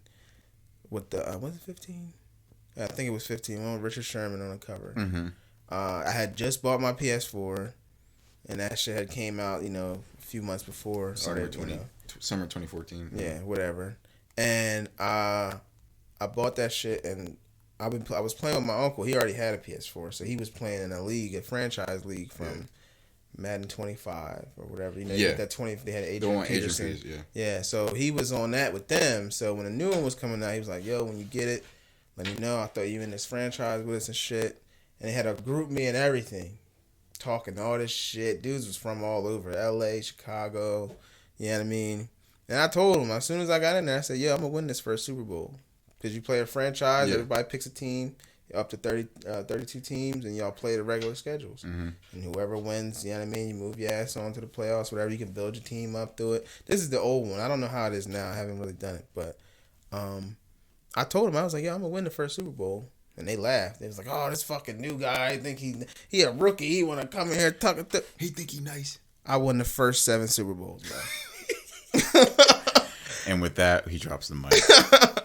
I won 9 in total. I won the first 7. I won was it the first 7? It might have been the first 6 because I lost one. My boy's team was fucking 99 overall. It was literally the only way he was going to win. And I knew he was going to win because the first kickoff, I fumbled the fucking kick return. And you're like, all right. And he scored off that, and I was like, yeah, this is over. His team's 99. I can't do nothing with it. This is, because when you take over teams, they make the old players retire. Every time you take over, I took over the Patriots, they made Brady retire. So I would have to fucking start the team literally over from scratch every single time. With nobody. Yeah, with nobodies and draft picks, and you got to do all the scouting and all that shit. But the first ones are more important. First wins? Of the first Super Bowls of those franchises. Because, some people run them shits in like year 20 and 30 and shit. I don't got time for all that. That takes a lot if you're doing regular sim league shit. Yeah. You know what I mean? If you're advancing every 2 days, that shit takes a while. Yeah, you can sim a whole... Yeah, some leagues do every 24 hours, but when it's better to do that when everybody's on the same time zone. When I'm in time zones trying to play 3 hours ahead. Yeah, these dudes in fucking Cali, he's hitting me up at fucking... You know what I mean? 7 o'clock, like, yo, let's play, bro. And I'm like, yo, it's 10 o'clock here, bro. I'm going to sleep. I'm not trying to play you. You know what I mean? But that was pretty dominant. And that one, like I said, I won 9 Super Bowls playing against them. And those were full roster teams. Like, everybody there was maybe like 3 computer teams and everything else was people. You know what I mean? So, and these guys were fucking shook. Nobody ever wanted to play me, bro. They would get mad when I was on their schedule for the week. You know what I mean? Like, they were like, oh, I'm just fucking taking the sim, bro. Like, you're fucking bitching. Like, come on, man. You know what I mean? But as far as like online with that one, I was pretty good. I played 2 top 5 dudes. I played the number 4 dude and I beat him, and I lost to the number 1 guy. At the time, his name was Sydney. I can't remember the rest of his fucking gamer tag. Sydney something. He's been fucking top 3 the last like 6 years in that shit. So he's not like he's just falling off. Yeah, nah. He was number 1 at that time, and he was in this lobby talking shit, and I didn't know who he was until I looked at the stat. I was just going through the joint, and I was like, damn, that name looked familiar. Yeah. And then I went back into the joint, and I seen that it was his name, and I was like, oh shit, this dude's fucking number 1. You know what I mean? Like, was it a bad loss? It was a battle. No, it was a battle, bro. I only lost by a touchdown. He beat me 14-7. It was 7-7 the whole game. There it is. And I fucked up at the end, and he beat me. So at the time, I was like, fuck it, man. He's the number 1 dude. But I'm like, fuck, man. I can't believe I lost that shit. I could have won. I could have got him. Do you remember what the highest rank you've ever been was? The highest rank I ever got to, I think, was like 45, I think. That's 40s impressive, or 30s. bro. Yeah, it was like 40s or 30s or something. All them people that play the game, the millions of people, and you're number 45. Yeah. I mean, granted, they'll try to throw in like, oh, it's only PlayStation, not Xbox too. I don't give a fuck. Them Xbox dudes are trash. But the Madden thing, I was on that heavy. You know what I mean? Like, just being in different leagues is how I ran into that dude. Yeah. Because, like I said, it wasn't until I added him and then looked. That's when you're like, because you can compare your score to your friends in the beginning, and like wherever your points are for your ranking points from your friends. Yeah, from your friends, it'll rank y'all. And then when you add, I was always at the top. Yeah, and I added this dude, and then and I was like, oh shit, this fucking guy is fucking crazy. But I enjoyed playing him. though. He was ridiculous, man. Like, who was his team? He played with the Vikings. That's my barber's team. At that time, he played with the Vikings, and that's what threw me off, because I played with the Patriots. You know, I play the Patriots all the time. Obviously, but that threw me off because I was expecting him to pick some high power super team, and it wasn't. It's just he just had mad skill. You know what I mean? We were fucking playing a pick fest majority of the game because I'll pick him off, he picked me off. Yeah, and it was just back and forth until somebody didn't make a mistake. You know what I mean? I just remember those demoralizing moments. Yeah, it was fun though. It was a good experience because after playing him, I'm like, man, that the other time that happened, I was playing a guy, and I just couldn't figure out why his defense was so fucking good, bro. Yeah. Like, I could barely move the ball on this guy. And I'm like, yo, what the fuck? He was using the Raiders. But at the time, they had all defense and no offense. Yeah, that's what I was like, was that the defensive Raiders? Yeah, that was the time they had all defense, and he was just doing whatever on offense. That's why it was even because his offense was trash, and I was picking him off every time. But the defense the fucking Raiders had that year was fucking retarded. But I was wondering why I was going back. I beat him by a field goal, and then I go look back, and he was ranked number 11. And I was like, no wonder I'm fucking struggling with this guy. He's one of the best players in the world. You know what I mean? But I enjoy those games because you learn from that. You know, like I said, I could play a scrub all day and put up 60 points. I'm not going to learn shit. See? And that's why I'm not going to let you do that. I'm not going to let you get the satisfaction of doing a 30-minute game and me sit there and take it when I'm like, I could be spending this time maybe in another game, or trying another, like, trying to get a win in something else. Yeah, no, bro, I'm good. Hey, I don't have the patience anymore. Yeah. Because I do miss that. Because I used to have that drive where I used to try to be really good at video games. Mm-hmm. Now it's kind of just like, if I'm good, I'm good. Mm-hmm.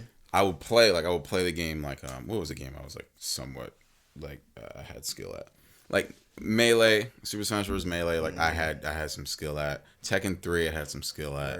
I'm trying to think of something else. Tekken 2 was my shit. 3 was I was because Eddie Gore was my guy. Yeah. Fucking hated him. Yeah, everybody did. Cheating ass. Spam the capoeira. I feel there's another game that I was like relatively good at, but like it was because I would go through the motion of being dog shit.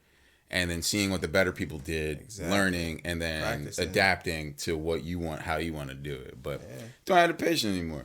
Yeah. See, Madden. See, for me now, with Madden is like why I've fallen back from it. It's become too simulated. I don't like. Yeah, it's becoming I don't like the animations. Like you get to a certain point and it just does shit. And it's like, dog, I wasn't even trying to do that. You know what I mean? Like, why do I gotta fight with the fucking computer just to do something? If we play Madden 03, all the motions that they make, Oh, it's just their juke moves. And like, I remember them games. It was just a sidestep. They would do the. I remember the skill challenges.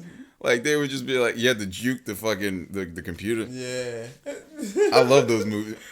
Oh man, Madden's has some. Juked his own self. Damn, Fuck. Bro. But no, oh my god, it's been like 2.5 hours. Yeah. Like almost Damn, 2 hours and 40 minutes. Yeah, let's. All right, we gonna wrap this up.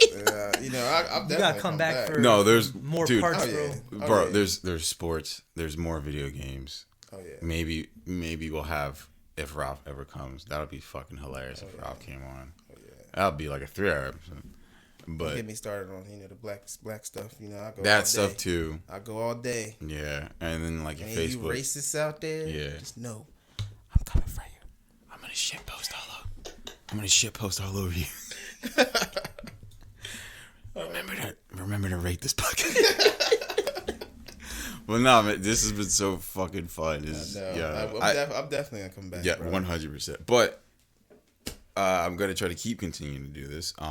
So on the Passive Vibes podcast, we like to do the vibe of the week, and what the vibe of the week is, all it is, it's a song, an artist, an album. Fuck it. It can even be a movie, man. I don't even care at this point. It can be any form of entertainment. But it's mainly I revolve it around music. But that you've heard in the past week. That when you heard it, you were just like, damn, like that put you in like a mood. It put you in a mode. You had to put it on repeat. Just something, just a song, artist, or whoever that just came on that you haven't heard in a while. So I'll let you go last. For me, this week is. I would pick the obvious choice, but I'm not, because that's just a personal banger for me. But I have to put who was it? Oh yeah, West Side Gun's Lil Cease. It's West Side Gun and this new female rapper Armani Caesar. And it's just everything about West Side Gun's flow and just how he just doesn't give a fuck and he doesn't care about a hook or a chorus.